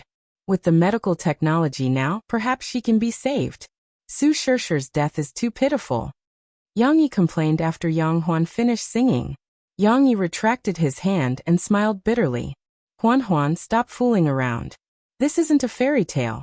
After they calmed down, Yang Yi continued to talk to Du Yuanlei about the short film. What do you think of the story? If it's successful, I'll write the script. Then, apart from the money you need to invest in the film, I'll also give you 100,000 yuan as a salary. I want to be in this film, Du Yuanlei said firmly. But I hope to have the rights to produce it independently. I don't need a salary, but whether it's the casting or the filming process. Du Yuanlei hesitated for a moment before she continued. You can make suggestions, but I hope that I have the right to make the decision. Yang Yi smiled. Of course, that's not a problem. I'm not interested in these things. At most, I'll go and watch the show and watch the process of you making a movie. I won't criticize your work. He always believed that professional work should be left to professionals, and he naturally wouldn't do anything that was annoying. But the male lead has to be Guozi, right? After all, he's still the same old Ah Guang. Yang Yi finally thought of little fatty. Of course. Guozi's acting is pretty good. Furthermore, isn't there a line in your song, "You can't be my prince"? His fatness just so happens to form a sharp contrast, and only then can the self-deprecating meaning of this sentence be reflected. Although Du Yuanlei was deeply touched, she listened attentively to Yang Yi's description, and remembered all the details in her heart. In fact, it wasn't just Guozi. Du Yuanlei also wanted Qin Wen to be her female lead, and used the same cast as before. They had gone through trials and tribulations together. Now that they were rich and powerful, Du Yuanlei couldn't turn her back on her. Yang Yi nodded and said with a smile, "Okay, that's all for today. I'll write the script for you as soon as possible. Then you can give me a rough budget, including the salary of the actors and you. Don't say no. Help me shoot it as soon as possible. It's more important than anything else." Du Yuanlei was stunned and didn't refuse. She nodded gently. Just as Du Yuanlei packed up and was about to leave, Yang Yi stopped her. "By the way, there's one more thing. Change the name of the movie. Love's Alley is not good. Then what should we call it? Let's call it Fairy Tale." After the song. After Du Yuanlei left, Yang Huan ran over with a smile and pestered Yang Yi. "Brother, can you promise me one thing?" "What?" "Promise me first." Yang Huan shook Yang Yi's arm and shouted. She was more than 10 years older than her two brothers. Psychologically, they were almost a generation apart. She had been acting like a spoiled child since she was young. Yang Yi didn't know what to do with her. Okay. I promise you. Tell me. I want to work in your shop. As for the salary, well, not too much. Just a little less than Sister Ding Xiang's. Yang Huan held back her laughter. After all, she's an old employee. Yang Yi was speechless. "What do you mean by work? Did I ask you to come here to work?" "I asked you to come here because I want you to study hard and get into a good university in the future. You didn't go to university either. Also, didn't you go to university to earn money?" Yang Huan said with grievance. As an elder brother, Yang Yi put on a stern face and scolded her. "I'm me and you're you. Who told you that you went to university to earn money? Going to university is for you to shape a good world view, for you to have a good foundation of knowledge, and for you to have excellent connections." Yang Yi couldn't help but sigh. "I opened a coffee shop behind the university. When I see the university students, I envy them and feel sorry that I didn't have such a carefree time. I'm old now, and I can't go back to the past. But you're different. I don't want you to have regrets like I did." Yang Huan rolled her eyes and said, "But if you ask me to go back to university now, I can't stay there. Why don't you let me stay here? I can help you and also learn from Sister Ding Xiang. Sister Ding Xiang's grades are very good. Besides, isn't there a film academy here? I can learn from Xiaogua and go directly to the film academy. Anyway, if I pass the art exam, I can go to university even if I don't score well in the National College entrance examination." Yang Huan said with a smile. "This way, you and your parents will be happy. Anyway, you'll go to university." This guy was really good at talking. "You want to take the art exam?" Yang Yi frowned and looked at Yang Huan. "Do you know what acting is?" "I know. Brother, I've seen movies before." Yang Huan curled her lips. "I've seen movies in the county town. And there will be a screening team in the village to show us movies." She was quick-witted and immediately found a reason.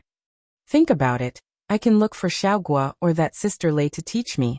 After a year, I'll definitely be able to improve my acting skills.